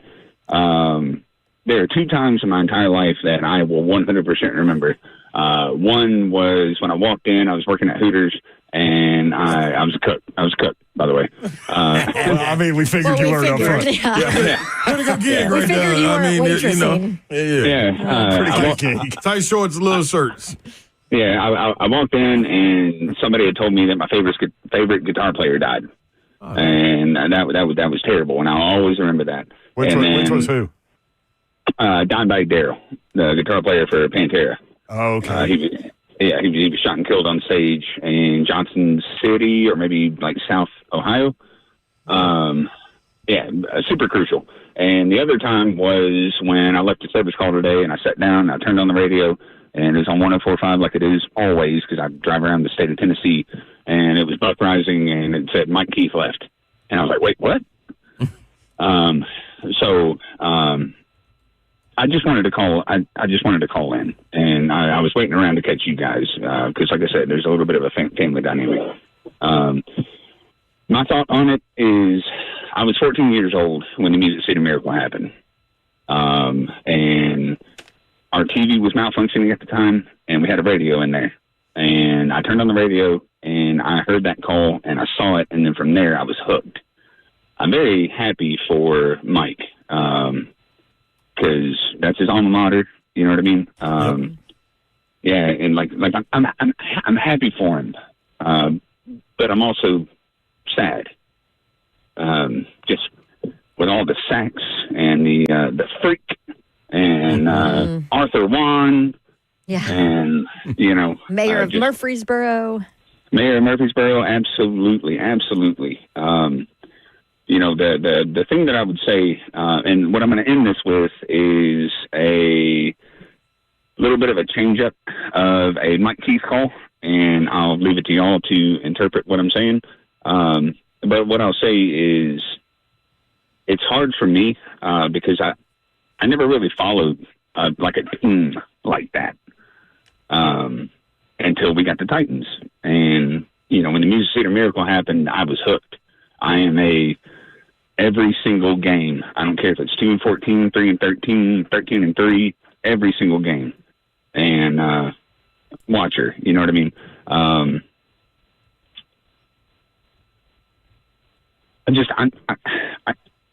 gonna miss him. It's my first experience. Like, it's almost like losing a parent a little bit. because that's what you associate with your team, and the Titans are my team. I'm happy for him. I am absolutely gonna miss him, and I will close it out of this terrible season with a Mike Keith-ism. And it's just going to change just a little bit. And I know that's not Mike Keith's fault, and I know that's not the Titans' fault, but the Titans do it again.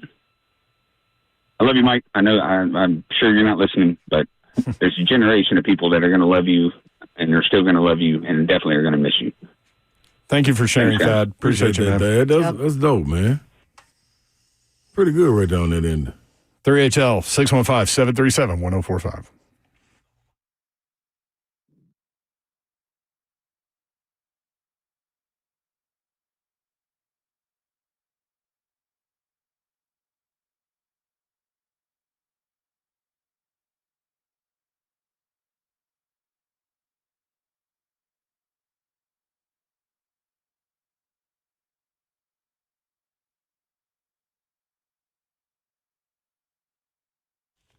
$2025 needs to calm down, and maybe with all these cold temperatures, we've had a week of freezing temperatures, and you realize your windows and your doors are not doing their job here in 2025, and you need new ones. Well, Pella Windows and Doors of Nashville, who you need to call to get those new windows and doors. Maybe it's time for the upgrade. You might be surprised to learn how affordable those replacement windows are from Pella, and they'll give you a good deal. Ask for the Dawn deal, 50% off qualifying installations and no money down, no interest, no payments for 12 full months. Here's the thing about Pella Windows and Doors of Nashville. I'm a customer, so I know exactly how the entire process goes, and I know that the windows and doors are A, the best quality, lifetime warranties on all their products, and then B, on top of that, the best staff in place to take care of you, the customer, which includes a 10-year labor warranty, which is the longest in the industry on top of it. They do things right. They make sure you're taken care of. They are the best. Schedule your free consultation. Check out that offer I told you about. It's easy to do online. You're going to be sitting inside all weekend because of this snow. Go ahead and reach out to my friends at Pella at PellaNashville.com.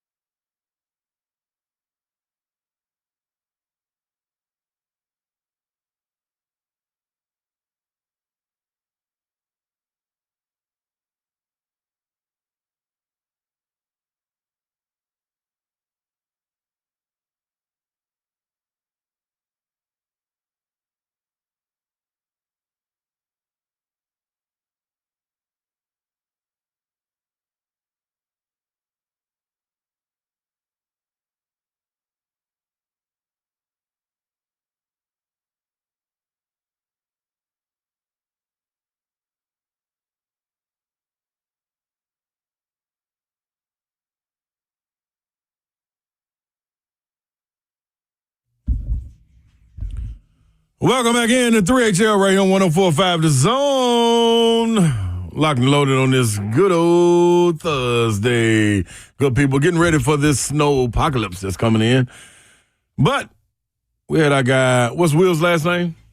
Minkoff? Yeah, that's right. Will Minkoff on earlier that had us all prepped and ready. Letting you know it's not going to be that bad, people. It's going to be bad, but not that bad to where it should be cleared out, and we're ready to go back to school on Monday. So, kids, it's time to stay up all night long. Tell your parents, leave you alone, but don't be up and making all that noise, man. Just do like a moderate. Let's go to volume 5.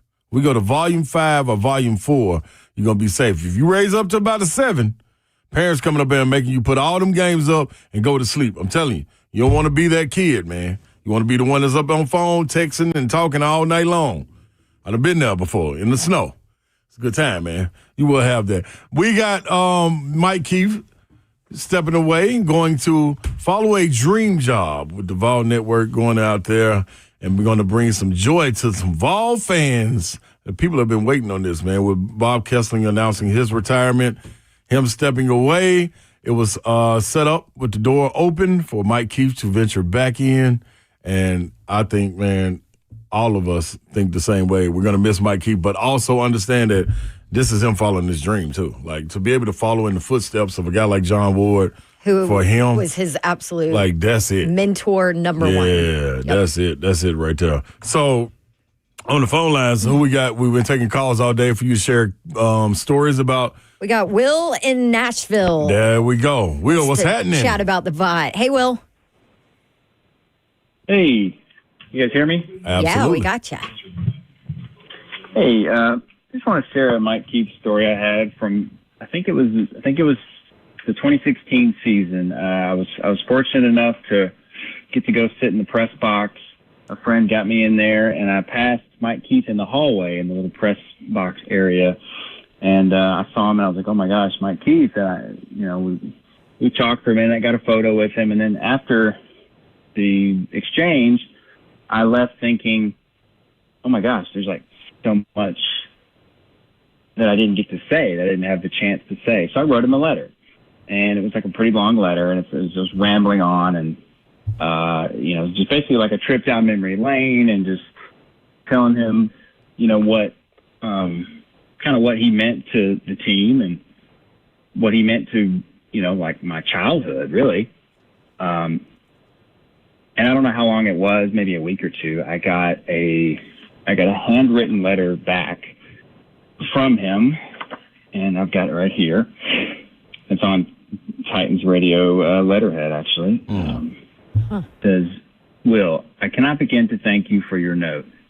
After a couple of pretty tough years, your words of encouragement mean more than you know. Thanks for listening, and I hope that we meet your expectation every single game. Man, that's awesome. And he definitely did. And I think that's the standard and the bar that has been set. He's going to continue that on too. So, the person that steps in Thanks behind for sharing, him, Will. I mean, you got to be at the deal. What do we always say? You don't want to be the person to follow the guy, right? Like it's woo. So you don't want to. You never want to be the one that fills the shoes of a legend, right? Yeah, buddy. That's gonna be tough right there. But the show goes on. Yeah, somebody in the chat said, "Will, you need to frame that letter." Right, you do. No, it's on Titans letterhead because the legacy that he's about to cement right here. If you think this is something what he just did with the Titans for those 27 years, believe me, the way. You've heard people talk about, you heard Babs talk about how he preps and how he helps people out. You heard the callers call in about the way he makes them feel. I don't question at all how passionate he is about the Titans. We've seen it. We've heard it. But what he's about to do for the Vols, it's tough to fill them shoes of John Ward, and Bob Kessler stepped in beautifully. But what Mike Keith is about to do, this is going to be one of a kind, y'all. I'm telling you, he's too thought out, too prepared. This is going to be a true ride, man. It's going to be a true ride what he's about to send them on. So, yeah, it's going to be tough. It's going to be serious. Who do you put in that position? That's and the this tough is part. this is what I was thinking about too when, people are throwing names out. There is nobody that knows the franchise history of the Tennessee Titans like Mike Keith does. Yep. Nobody. Yep. I mean, he has called every single play since they've been here. Yeah. There's just nobody that knows the history and knows the inner workings of this franchise. No. And I mean, he needs to write a book one day Yes. too. And that is where I feel like it's so hard to fill those shoes. Like, yes, he's great at what he does, right? But the integral knowledge of this franchise and every big game and moment and change and even the lowest moments of this franchise, like Mike Keith knows all of it. And we got to witness that Monday by putting him in the boom boom room and like giving him. He's pulling players that you're like, oh yeah, I forgot about that guy. Yeah, Mike, where did you pull it? Right. And he was not prepped to go in on this or anything. I didn't tell him what avenue we were going down. This was just straight off the cusp, and he came. That was his responses. Yeah. Like that was amazing. But that's pretty dope, man. That's where. And this is the other thing about Mike Keith.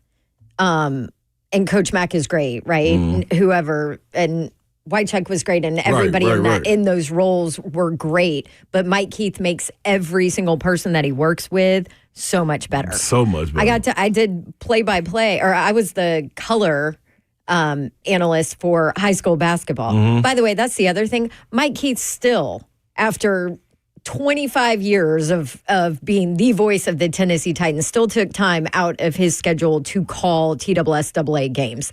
Called a women's basketball game with me a couple of years ago. I did color, and he was the play-by-play on a high school women's state championship game. Yeah. Wow. Yeah. And I'm like, I'm really good at this job now because I got this guy sitting next to me doing play-by-play. Like, he makes everybody that he works with better, He does. It's going to be crazy to see how and who they fill those shoes with. And it ain't going to be easy, that's for sure. Because, I mean, that voice is what you've known for one of a kind. 25 years here for the Titans. So one of a kind, too. Yeah. I had an opportunity to reach out when I first jumped into I was picking everybody's brain, yours, Babsy. Also, I hit Mike Keith up. This was in the offseason after I had finished up the SEC my first year. And I hadn't even made it to SEC. I was doing Tennessee State games. And I asked Mike, I was like, man, this was the offseason going into the spring. I know they're getting ready for draft and all of this stuff. And I'm like, Mike, man, if you get any time late in the summer when things calm down, man, if you could, man, give me a little feedback on what you think, man. And I don't know how you can get the games because, TSU they wasn't putting them out there right then on ESPN Plus or nothing. Right, you didn't have it on your phone where you could send a link or anything. So I was like, man, whatever you can do. If you can pay attention to one, maybe we can figure something out. Man, he wrote me back. It took about 2 weeks because they were super busy. And I'm thinking, man, he ain't got the time to do this. Like you said, man, he wrote me 4 paragraphs of things that I didn't even know he was listening to. Yeah. You know what I'm saying? But him just tuning in periodically throughout the year to listen to the call and then to give me feedback months later, I'm sitting there like, first of all, when did you get time to do this, Mike? Because how did you know I was going to ask this? How'd you got this in your memory storage bank? Like, what is it? But gave me some sound advice, and, man, he one of the best. And that's what he does. He one of the best. So that's when you was telling that story, I was like, yeah. Yeah, I still have, because every time I do play-by-play, I still go back and look at my Mike Keith email. I'm like, okay, am I doing it right? Am I doing everything that Mike Keith does? And we understand to be able to have that resource that you can reach out to, and you're going to get a response. Right. That's pretty special. Yeah. Pretty special. Very cool. So he will certainly be missed, but I know that this is, how many voice of Tennessee balls have there been? 4. That's it. I mean, this is a once in a lifetime chance for him, because somebody in the chat was like, oh, he just straight dropped the Titans and bolted I know that there was lots of thought, conversations, all of that went through his head. It was no doubt it was probably a difficult decision for him, right? No question. But at the end of the day, it's where his heart was, and I'm happy for him. Congratulations, and he's going to be phenomenal on Vols calls. Yep, absolutely. Phenomenal. Yep. Yeah. All right, we got to take a break. 5 o'clock hour coming up. We've got Ramone Foster, who worked, the last 2 years on the sidelines with Mike Keith. So we'll see if Big Savagery has any good Mike Keith stories. Because did this come out after their show this morning? Yep, it came out after. Yeah, so we'll get Ramone Foster's take on it. He's coming up at 5:20. Want your phone calls?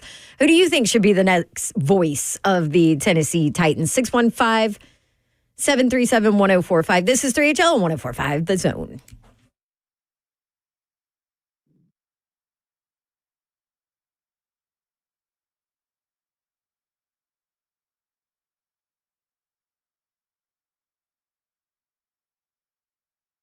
What's happening, y'all? Holistic Stem Cell Therapy. Kellum StemCellInstitute.com is where you need to head over to. 615-850-4415. Get you a consultation set up where you're not just talking to anybody.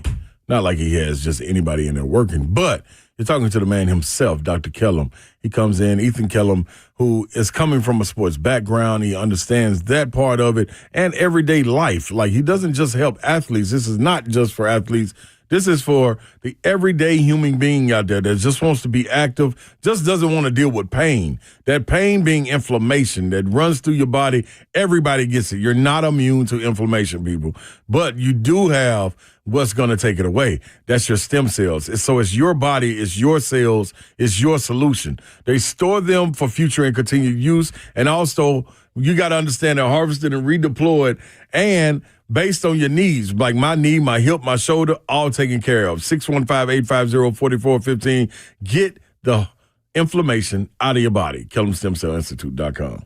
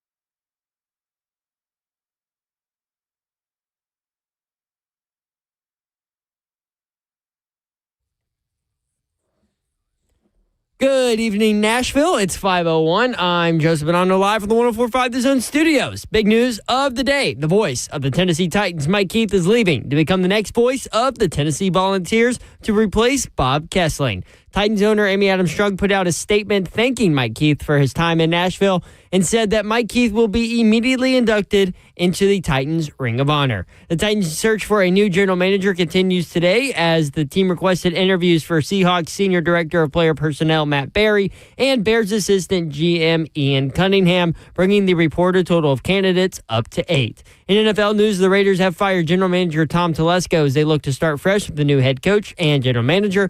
Also, in college football news, Georgia quarterback Carson Beck is entering the transfer portal instead of heading to the NFL draft like previously thought, according to Pete Nakos. The college football playoff semifinals gets underway tonight as Notre Dame and Penn State face off in the Orange Bowl. Kickoff for that one, 6:30 on ESPN. The 16th ranked Lady Vols host undefeated number 6 LSU tonight at Food City Center. Tip-off for that one at 5:30. For all your foundation repair and whatever you need to visit USSTN.com. Breaking news at once on your home for the Titans and Balls. This is 104.5 The Zone.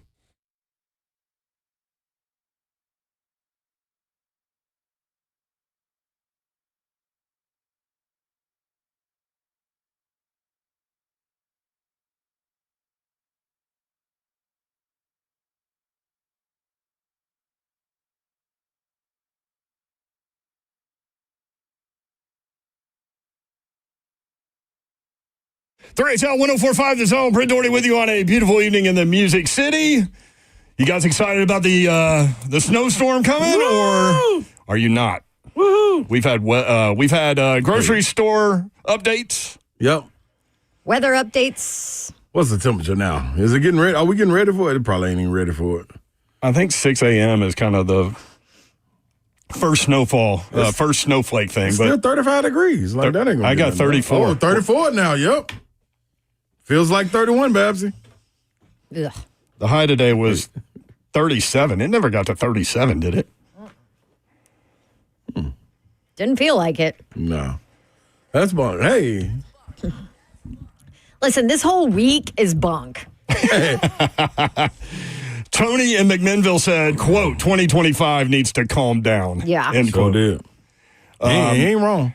We've had some emotional people talking about Mike Keith. Mike Keith, if you haven't heard, is the new voice of the Vols. Congrats to the Vol Network. Congrats to Vol fans. Congrats to Mike Keith. And now the Titans search, I imagine, is on.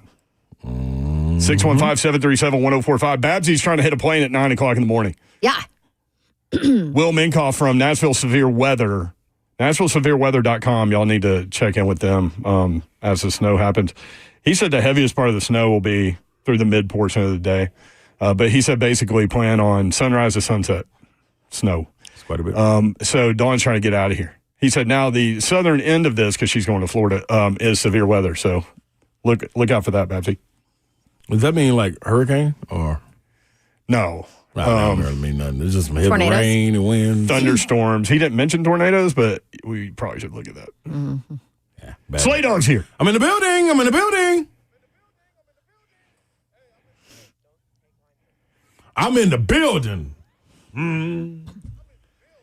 Came home for one day, Slay Dog. What? No, not even a day. Thanks for coming back to I know, hang right? with us for the show. I got told off you the not plane. to. I know you did. I got off the plane at 1:43. And you're getting back on, what time's your plane leave tonight? 7:35. All right.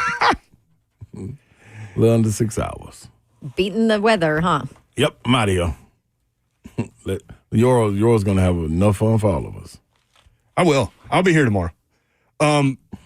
Slay Dog will be on the show. You're gonna tap in from Charlotte. From Charlotte. And Mark Mariani, who is from Montana, I asked him if he wanted to just, keep me company in his studio. He does a great job with us, and Babs is not going to be here, so Mark's going to come. He said he doesn't know if he could do the entire 3 hours, but he'll be here for a lot of it. That's good enough, Mark. Yeah, his kiddos are going to want to play in this snow. Mark wants to play. Yeah. He's a kiddo. So Cosell will be on. Yeah, he is a kiddo. Cosell will be on Friday. Yeah. That's Mark's guy. Oh, man, that's true. Cosell loves him. He loves him and Dawn. Yeah, and he loves Cosell. And he loves Cosell. Mm-hmm. Saw him at training camp. Mark did. Ran right up to him. Gave him a big bear hug. Yeah. Because he'll never give me Had never seen him in person. Ah, he hadn't? Uh-uh. That was his first time? Mm-hmm. Wow.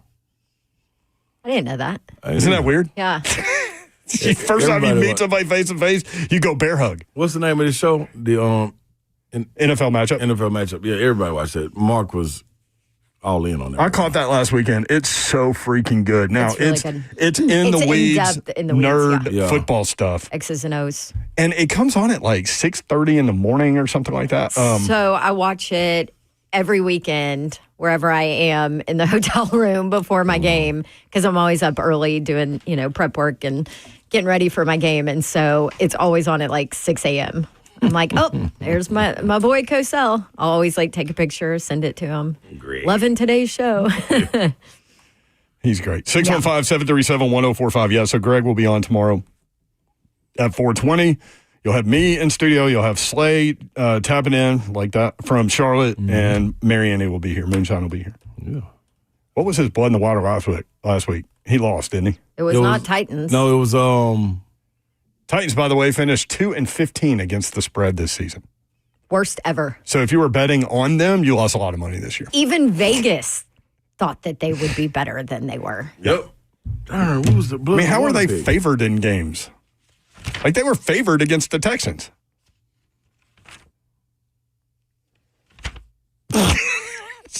I don't know. What? I don't know. I'm trying to find the blood in the water pick. Yeah, I can't remember what it was. I'm watching all the pre-stuff for this Penn State Notre Dame game. There's, rumors out there that Notre Dame has been hit with the flu bug. Ooh, hard. Yeah. But a lot of them are backups. Yeah, how is that? Well, and then there That's was such a some weird other story. rumor that Drew Our starters are Aller- okay. Nothing to see here. But the flu bug hit the backups. Knocked them And the down. special teamers. Yeah, special teamers. So Yeah. the kicker's going to have a bad night. Well, he's not that great anyway. Okay. Sorry. Let's just say they better not rely on their kicker to win this one. They tried everything with that dude. I remember this story. He got the yips or something. So they instead of kicking all the time, they let him take a break. And then they let him back out there like a week before the playoffs started. And he started kicking again. And now he's making kicks again. Pretty good against Georgia. Coaches don't know how to deal with kickers. No, because they weren't one. You know what I mean? Yeah. Yeah, I remember the Texas Sark conversation where they zoom in tight. It's his conversation with his kicker right before the field goal to win it all that he misses. And everyone's like, maybe that wasn't the best speech, Sark. The conversation for him. Yeah, go a different direction next time. You to shook him up a little bit, Sark. Boof. Who y'all got tonight? I don't know what to do with that game. Notre Dame favored by Originally, 1. I was going Notre Dame, but I am concerned about some of the stuff coming out. So I'm glad you brought that up because we haven't really talked about that yet. Notre Dame, a 1-point favorite now against Penn State. So basically a pick 'em, whichever side you want. You take 6:30 ESPN. I haven't done anything with this game. Notre Dame has a 58.7% chance to win, according to the ESPN analytics people. It's been Which is a minute. FBI, and Yep. it throws in a bunch of analytics and mixes it up kind of thing. It's Blood in the Water was the Vikings. Thank you to the anonymous caller who just informed me of that. Oh, that's good. Yeah. So he lost that one. So he's Love gonna our people. He's gonna be going in deep tomorrow. So it's been a minute for either of these schools to have won a national title, right? The winner of this game gets the chance to do that against the winner of Ohio State, Texas. Last time for Notre Dame, 1988. Remember Tony Rice and those guys?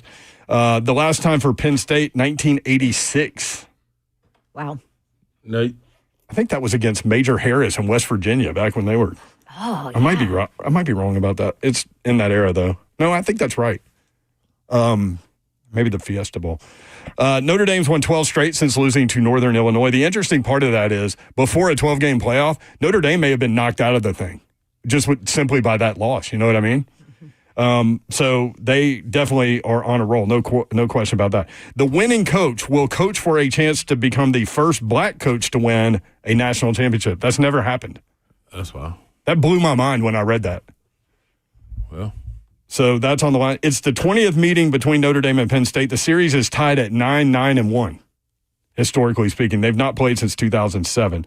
Notre Dame has won its last 6 games in NFL Stadium, but they're 0-2 at Hard Rock Stadium. I already gave you a parlay for this weekend. I'm going to get it in just a second. I got one more little note. Okay. All 4 teams that are left in the semifinal are in the top 8 in total defense. Yep. All 4 teams. Okay. So under. Ohio State, number 1 in America in total defense. Texas is number 3. Mm-hmm. Then these 2 teams. Penn State is number 6 in total defense. Notre Dame is number 8. Now we don't know if everyone's favorite edge rusher is playing. I'm sure he will, but they say game time decision. What's your parlay, Slato? I gave it to you on Monday. Oh, you haven't wavered? No. Still standing strong. All right. Remind the good people. And you.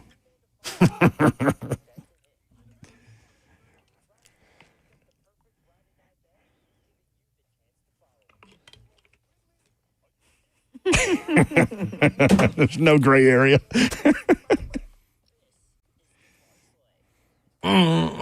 What you got? I like how that beat kick in at the end, though. Wait, hold on. Is this going to take like 5 minutes because there's like 15 legs of it? No, this one right here is all the games. How many legs? 6. Vegas loves you. Yes, they do. Yes, they do. This is the college football playoff, semis, and the NFL playoffs. Hit it.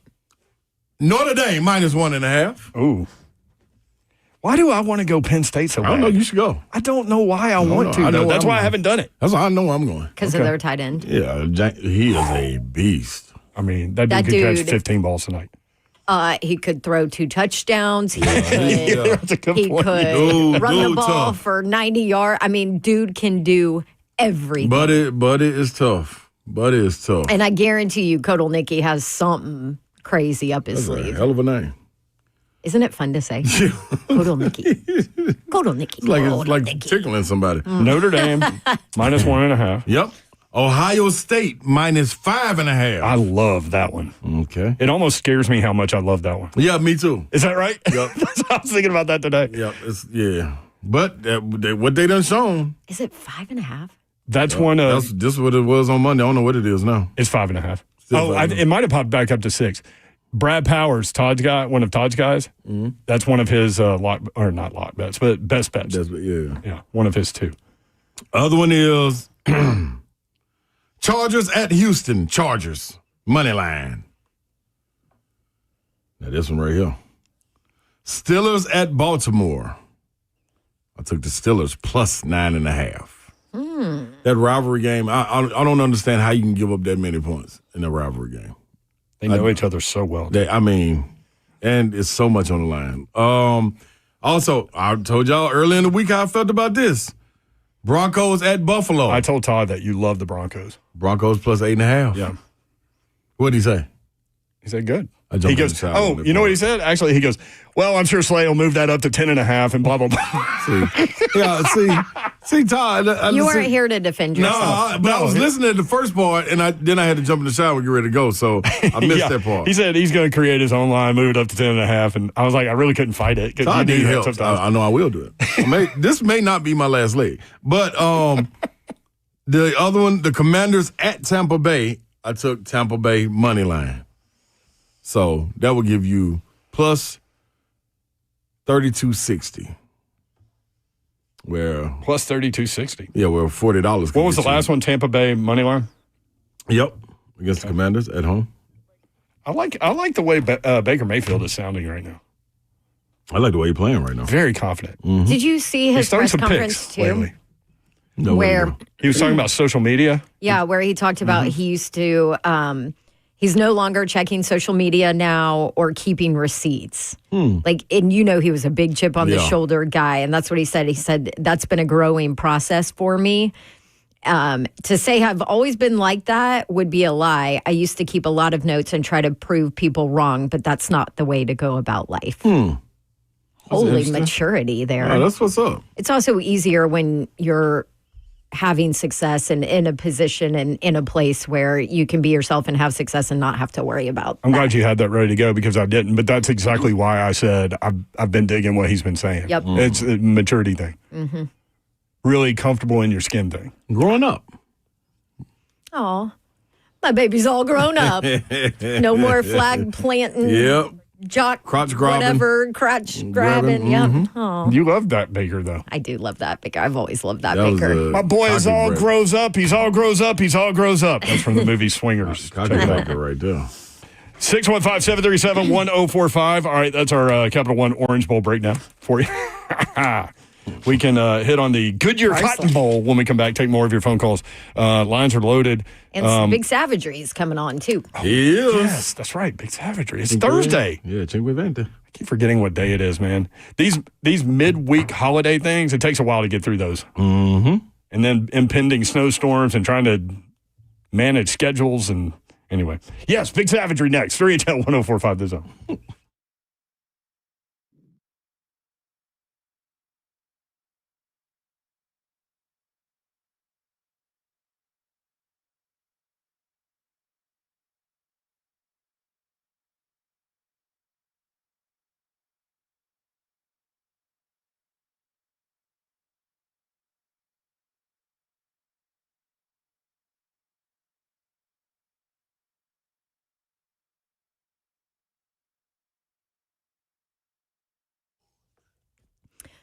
Just got a text message from Xfinity just saying that we are preparing for this winter storm in your area. And if you need any help, here you go. Here's a link. That's what Xfinity does. How about Xfinity Mobile? Have you ever thought about having wireless service and internet from the same provider? You can do it with Xfinity, the only wireless network that automatically connects to millions of secure Wi-Fi hotspots and the best LTE everywhere. Oh, yes.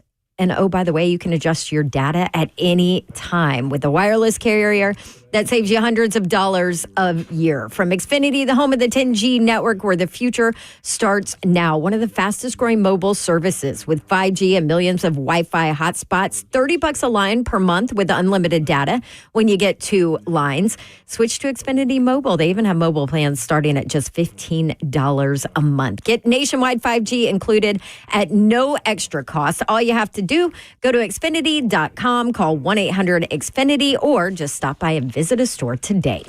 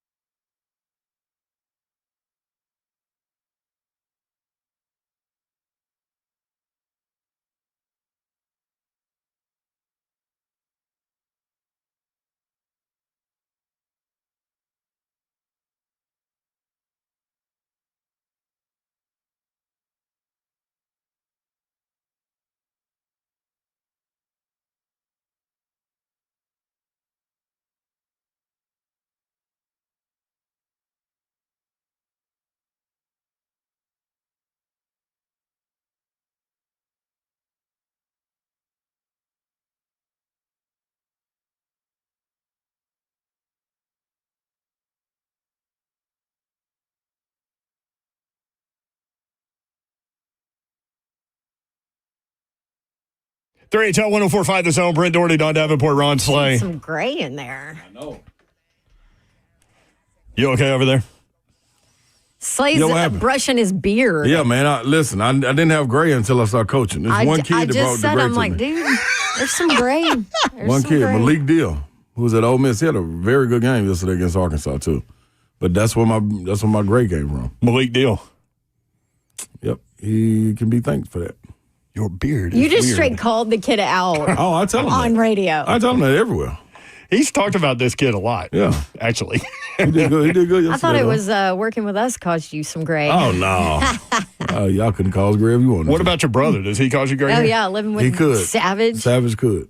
The pettiness and the... Listen to him laughing. You see what I'm saying? He just read it all the time. Ramone Foster with us. Read it all the times. Y'all need this in your life. Don't act like I'm the problem here, okay? Like, this is necessary is all I'm telling you. And it's always done in good fun, but it's always a good time, though. Like, both of those things are just absolutely true. There you go. By the way, we're a little late here, but happy birthday.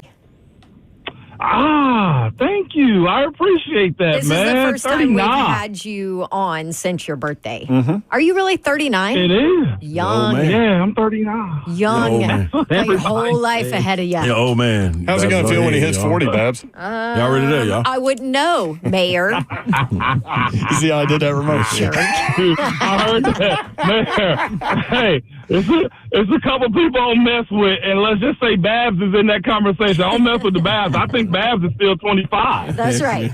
I know. You, I jokingly always say she turns 26 when it's her birthday, but he sometimes keeps upping it though. Yeah, sometimes every 5 years I up it 1 year. Yep. Every once in a while. So I like to mess with her, and so I like to slide things by her every once in a while. But she usually catches it, and she caught it. Mm-hmm. I mean, look. Babsy is an athlete with an F, okay? And the F is for many of reasons, okay? Some of those words we can't say on the radio, which is why I don't mess with Babs, okay? An athlete, okay? Take the TH off. I love it. Let's start with this. Obviously, the news of the day is the news that Mike Keith has decided to become the voice of the Vols, which me, you, and Slay Dog are happy about that side of things, and certainly happy for Mike. But I know you've enjoyed working with him, man.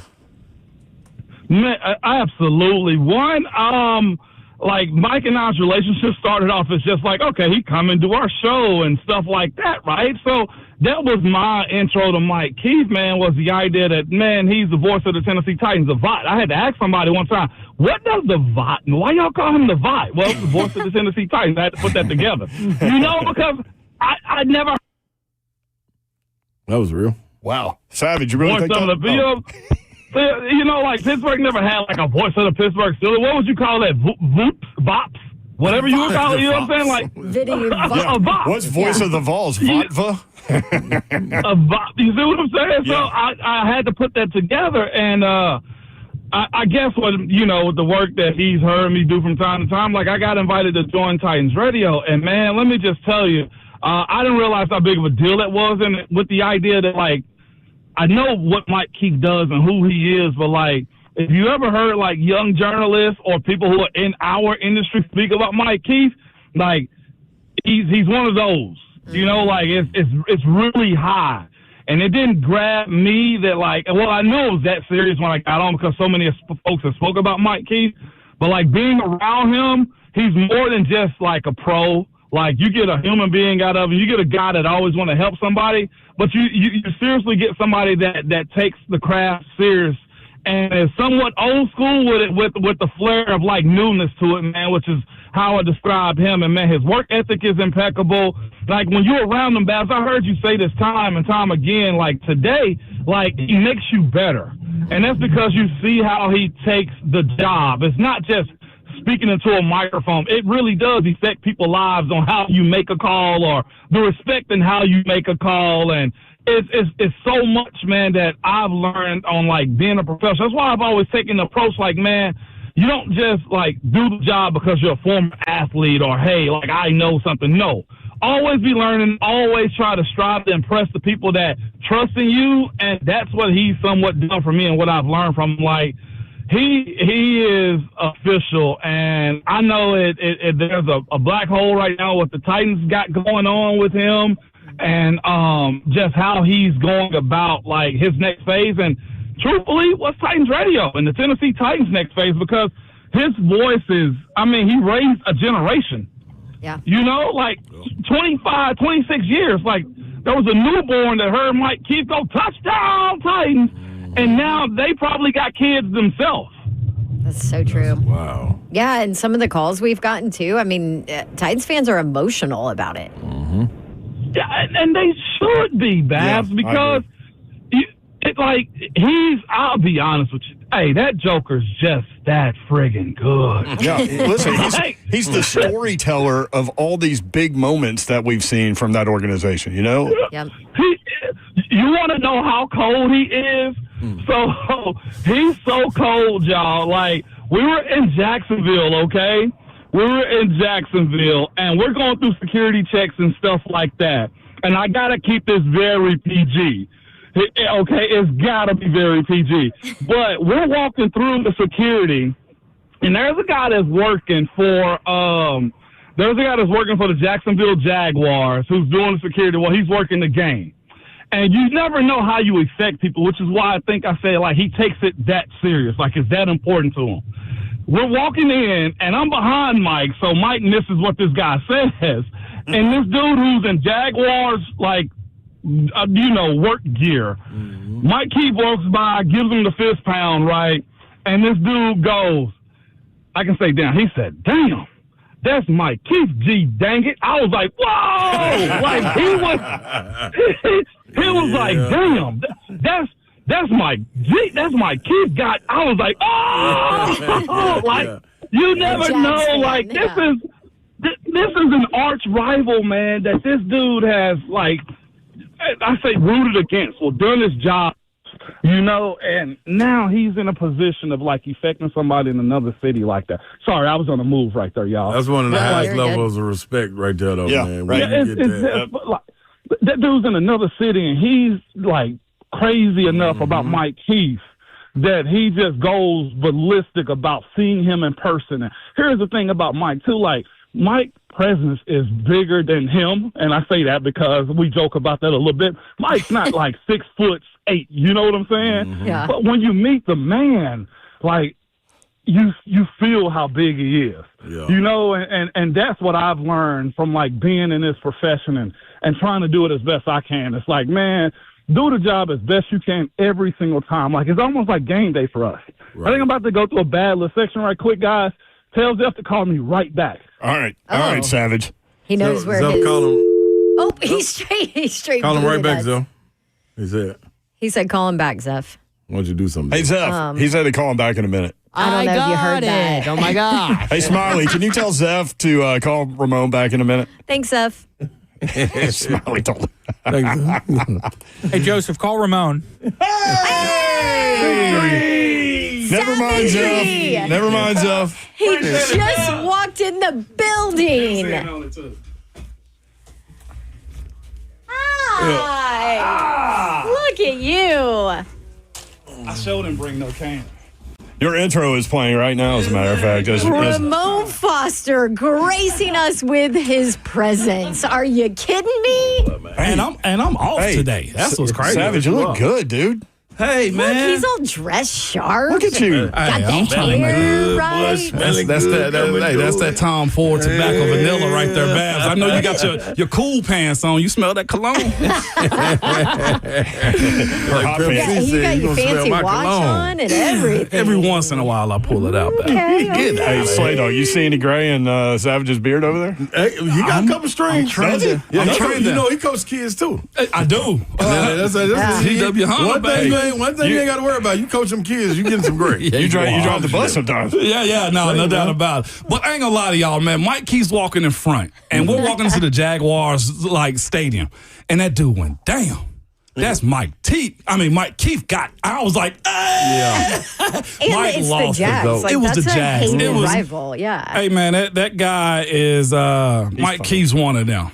Yeah. Like, no, there's no question. And I heard it all the day. He takes it personally, the rivalry part, like you mentioned with Jacksonville and Indy. But with respect, though, because I've heard Mike call calls sometimes. I'm like, you work for the Titans or not? But that's what you're supposed to do. Yeah, he's professional, but it is very much us against them. It is. No, he cares big time. Wait till he's at Tennessee. He'll be a pro, but it'll be us against them. I was shocked by it. Which is what you want. There was a lot. From what you want as a fan base. 100%. Announcer, yeah. 100%. Very cool. And cool just that you got to work with him for 2 years. It was. And like I said, being brought in under Titans Radio with Mike, like that was an honor. I can't lie to you because, again, you took me serious enough to do this job. And he was always encouraging. He coached. Like, he didn't really have to coach a whole lot, but it's like you knew the expectation when you walked into the room. Like, and the way Titans Radio is set up, like, y'all know the group, right? Like, it's Red, Phil awesome. Noel, Brad, Mike Key, and Amy Wells. Like, it's all Ashley and Coach Mack. And we joke around, we have a good time and stuff like that. Like, it's really, like, a great time, okay? Yeah. But, like, that last 15 minutes before we go on air, all business. And before, like, it narrows itself down. That's when Savage doesn't need to stroll through there. Whoa. He been at the VIP all day. Let me come through there right there. It's a brand, though, man. Like, I've thoroughly enjoyed Mike Key. This was, I was going to ask you, man, like, with what the legacy that he has here, how often do you get to go set another, like, I mean, like, he's legitimately going to set his foundation in Knoxville the same way he did here. In recent history, it would be Patriots to Tampa for Tom. Yeah. Like, that's essentially what you're getting yourself in. Like, I mean, Tampa was a quick flip, but, like, that's what you're getting. Peyton Manning to Denver. Right. Like, to go to, all right, for us in the state, like, from an NFL team to a rabid fan base college team. Like, elite fan base is how I describe it. I know, yeah. As far as, like, the chatter and the volume of it, yeah, it's like that. Like, I did a podcast with somebody earlier, Eric Kane. You don't know Eric Kane. He came just like, up in Knoxville. How cool is it for Mike to leave? Like, because these people don't really leave these jobs. Like, NFL announcers, they don't leave them. It's like, but, like, you feel like Mike leaving the Titans, this was his words, not Mike or anything. Like, leaving the Titans to go to the Vols feels like a step up in a sense. And I was just like, what the state of the Titans right now? Yeah, Mike won. You know, and you got to be happy for him. So, Ron, that's like what it is. Like, you don't get those opportunities because guys never leave. Yeah. They never leave. Don't. I mean, the Vols are in his soul. Like You, like Slay. I learned, okay? We were this year in particular, we went to Buffalo, we went to a wing bar, right? And Buffalo Bills fans having like their podcast going on and everything.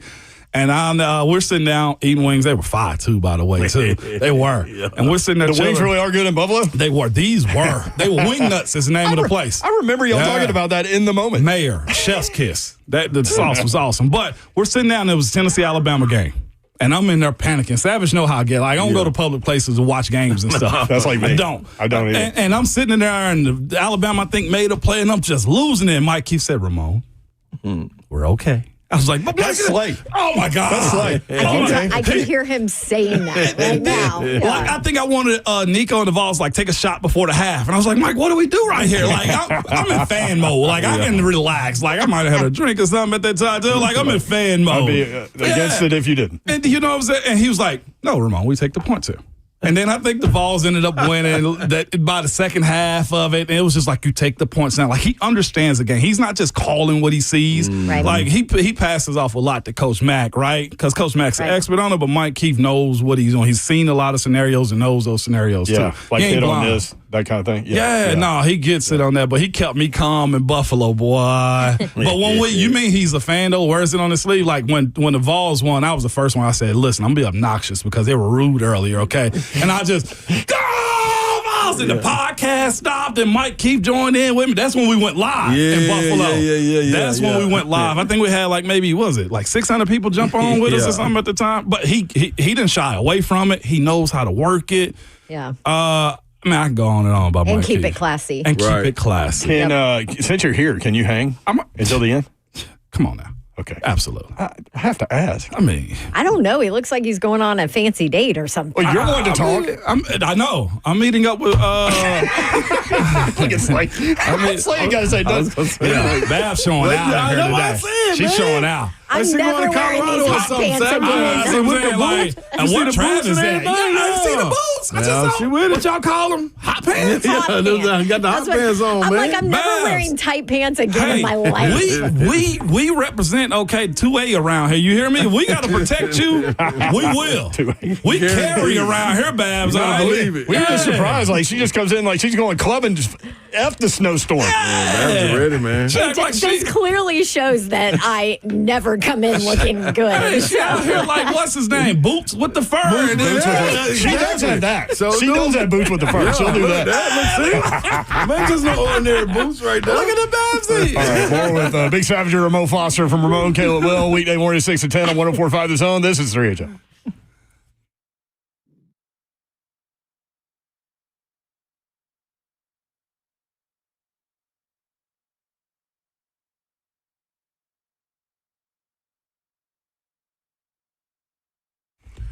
What's happening, fellas? I'm talking to you. You need to listen up right now. If you're feeling these days like, just can't get going, man, or the energy's not there, you're not motivated, well, it's time for you to wake up. Get in the game. You got the energy. I'll give you the drive. All you got to do is go to Game Day Men's Health. That's how you do it. Go get you a consultation today. 2 locations from you to pick from, Green Hills and Hendersonville. Real simple. All you got to go click on is GameDayMen'sHealth.com. Yep, you heard that right. 1 in 4 men aged 30 and older experience T levels where they need to be tested. Because they're getting a little low, that percentage increases as we age. So you get the opportunity. You're having low testosterone, erectile dysfunction, weight loss issues, peptide therapy, whatever it may be, it's 2 national locations, Green Hills and Hendersonville. Just go to the location, and your appointment would already be set up because you'll go click on the link on GameDayMen'sHealth.com.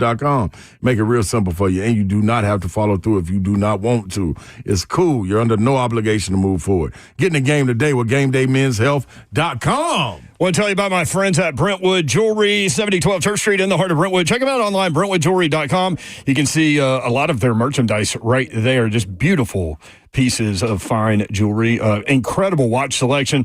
I love their watches. Have several watches from them. They do a great job. For more than 50 years, Brentwood Jewelry has been proudly serving the Brentwood community with exceptional style and exceptional deals every day. As a family-owned and operated business spanning 3 generations, they're deeply rooted in this community. From Salem service and special forces to his sons serving as local firefighters, the Amamali family dedicated to giving back. And in a time that is imperative to support local, you can with Brentwood Jewelry. Shop Brentwood Jewelry. Brentwood Jewelry here to help you pop the question. Let them help you take the stress out of selecting the perfect engagement ring. Excuse me. They can help you find a beautiful ring in your ideal budget. Browse their incredible selection of one-of-a-kind rings, or talk with their custom design specialist to create a stunning ring as remarkable as your loved one. 7012 Church Street in the heart of Brentwood, just off Franklin Road. Exceptional style, exceptional deals every day for more than 50 years. Visit BrentwoodJewelry.com.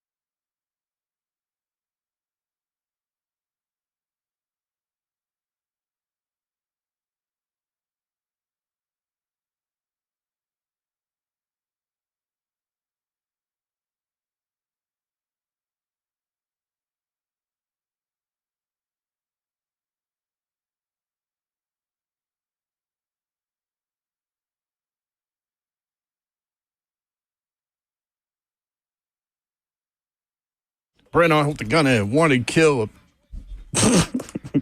Can't do much of this one. 615-737-1045. Big Savage and Ramone Foster in the house. Popped in on y'all, man. Figured it was appropriate. Oh, by the way. Slide in. I love having you in person. I know. Savage do it for us all the time. He does. He does. He the best at that. He prefers all the time. Yeah, he prefers it that way, which is... Yeah, honestly. We all have things to do. I get it, but it is better radio for sure. Mike Keith will be joining us tomorrow morning, too. It'll be his first time speaking, I think, publicly. 8:20. Do not miss it. I'm looking forward to the conversation. I think I'm going to Zoom in for it. I ain't coming in. Yeah. Oh, that's right. You're off. I'm hitting up Bert. Hey, Bert, can I Zoom in and also interview Mike Keith? Because I will not miss this. How they going to have me behind you him? Need to be there. I will. We talked just a little bit, and he actually we wanted to come on. So it's like, hell yeah, we want you to come on, Mike. But I haven't had much conversation with them because I like to move out of the way when people have these type of moments because that's your moment. And I'm sure his stuff has been going crazy because, as you said, like he's a Tennessee guy. Yep. He's a Tennessee guy. So. And it's like people have been saying this for the last 2 years. Yeah. They were like, man, what are we gonna get Mike Keith and all of that? So it's perfect time. I tell you what, the happiest person in Nashville, you don't know who it is? Who? Chad Brinker, baby. Mike Keith got the heat off of him, man. That fan base has been going through it. It was all on him. It was all That's on the him. thing when a story pops, just wait a couple days. Oh my God, I know. You know? That was there's a lot been going on since I've been off, man. It broke at the end of our show on Tuesday. And I ain't had a chance to say much about it, so it's a fascinating approach, man. I am also working on getting ran on too, so that'll be we'll cool. See if it works out. That's all needed. I'm sure you'll be able to get that done at some point. We'll get it done at some point. We'll see how far we can go with it. That's always the other side. Chad Brinker's going to have a press conference next week. So, is he? Yeah, so we'll get some details on that Okay. moving forward. But they're clearly busy interviewing candidates, man. And there's, Zeph, what was our count, 7 that we know about? We're at 8 today.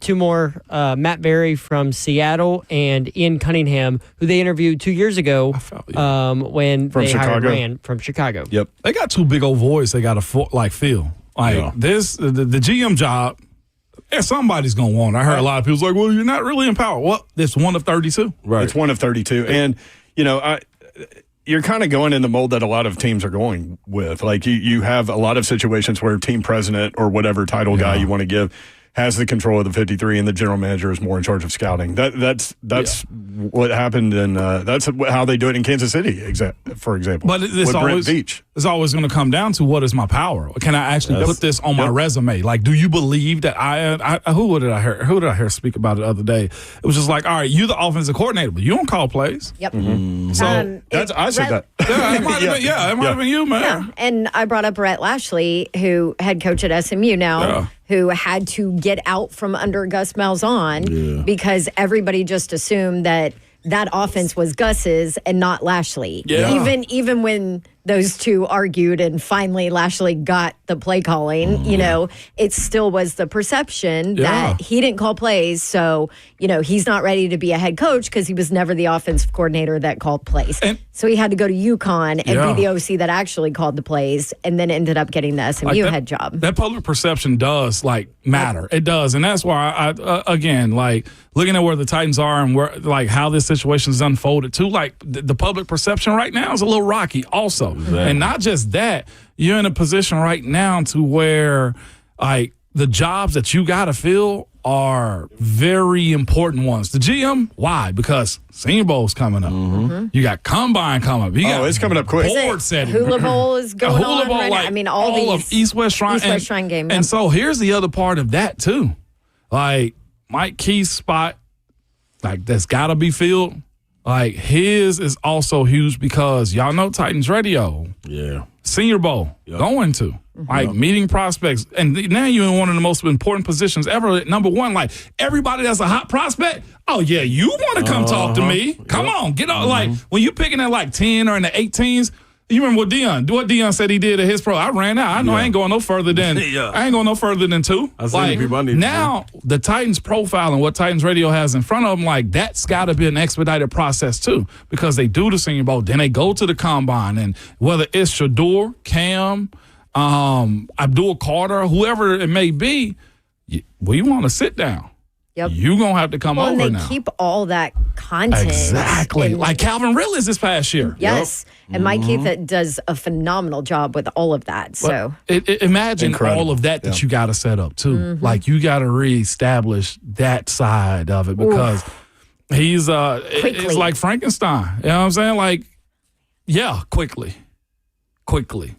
So in terms of who they're, I'm sorry, Slee. No. That was me. That was me. Okay. I'm not sorry. It's me ad-libbing. That's me ad-libbing. The brothers, they sound alike. I thought it was interesting. Like, I think they'll take this as an opportunity to kind of restructure what the front office looks like again. But in terms of this general manager role and like what that will be, kind of in charge of scouting is kind of how it sounds. We'll see. But the people that they're looking at, like Mike Borgonzi, assistant GM, Kansas City. Reggie McKenzie. Yeah. Vol. EFL. Yeah. He and his, people don't remember, twin brother, Raleigh. Yeah. Senior personnel executive, Miami. Ed Dodds, Colts assistant general manager. Bills, director of player personnel, Terrence Gray. Catherine Hickman, VP of football ops. Like that's the level of person. And it was obvious when they kind of put out there what they wanted this role to be, that's the level of person from which the pool would come. And it feels like it's similar franchises when they did the RAN hiring, but it's the different positions in those franchises where you can see the shift in what they're looking for. My take on it, because I really ain't had one either. Like I've been listening to everybody talk. Like it's two things. So I've had a conversation with Rand. He was just like, man, he's fine. I was like, man, he was like, man, yeah, you can say something. We talk. So I have talked to him. He was like, man, he's in a position like, all right, this was, a part of where he's okay, is what he said. He's like, I'm all right. Those guys know what they're getting into in that world. He right? do it, and It's this a cutthroat world, man. already has had like opportunities come his way, so he's like, I'm all right. And here's the other side of it too. Like the train continues on, right? The NFL never stops, and here's why I am too. Like I've seen how people have labeled like Chad and the conversation behind it. Like when it goes this route, and I've seen a lot of people call them certain names and say, "Hey, this is too slick." Call them slithering. This is essentially what they're calling them in a sense. When you make these types of moves and it's this loud and it's this record screeching, just stopping, ain't got no choice but to work. You know why? It looks too dirty of a move. Like, oh, you undercut your guy for it not to work. I'll tell anybody this, and this is my opinion. If you've ever met any successful person, they got a lot of dirt underneath their nails. They've stepped on necks. I tell a story all the time on how, like, me and my roommate and Camp, like, it's only 173 on this roster, but one of y'all gonna make it. And at that point, I made a decision. I'm gonna step on your neck every single day till I get this 53-man spot. Like, this is too loud of a move. It's too negative for it not to work moving forward. And here's the other side for me. Like, you put a guy in the corner, and I feel like Chad's probably in the corner. He probably don't give a damn, right? He better not. This is an opportunity for him. You gotta fight your way out. You gotta fight your way out. And just hearing some of the wording of what he said, like, it seems to me like his mindset was probably not on the same page as Rand's, because he said something that kind of resonated with him. He was just like, in the write-up, the interview he had, he said, sometimes, you got to make hard decisions on not to sign somebody. And what that sounded like to me was he probably didn't like this free agency cycle. Class, yeah. But I also asked the question, if you weren't going to sign Calvin or any of these other guys, right, what product were you going to put out there? And I almost feel like he was in a position like, well, screw it. We'll deal with what we got to when we get there, because I'm not willing to give up a pick. I'm not willing to do this. So we got to, and that's one thing I will say with Pittsburgh. Pittsburgh let AB walk, let Deontay Johnson walk, let Martavis Bryant walk. Like, think about like the dudes. You said, cool, bye. Yep. But what don't you give up? You got a standard in how you want to operate. And I feel like the way Chad has gone about this, he see a different standard in how he want to run. Like, why would I cut you why would I cut you this big ass check when I don't believe you what we're looking for? But I also would say this too. I think Rand was right in how he went about doing this. I didn't have a problem with the free agent. You needed this. That's a second guess job, right? You needed it. You're always going to get second guess, because now the way it plays out is you drafted a guy that you easily could have plugged in and done just fine and not spent the $90 million. But you had But you didn't know that in the moment. You got to spend 85%, 85 cents every 3 years, and every fourth year has got to be up to 95%. That's right. So you got to spend the money. So he did what he had to do. He put guys and bodies on the field that you thought were going to compete. You also thought you'd have a quarterback and an offensive line that would be a little bit better to where those moves would matter. I changed my tune on them. And should have believed what we saw in Neyland. Simple. It's simple.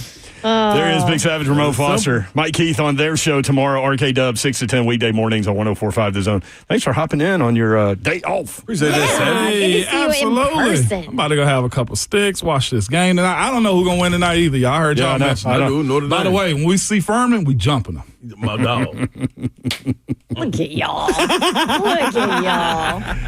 I'm glad you came in here instead of you weren't stealing boxes. So that was on your day off. They probably think I robbed the station every day because I don't do no good job. Not true. Hey, you know how it goes. Your Twitter fingers and your mic. It's always hot, baby. Look at you, Savage. I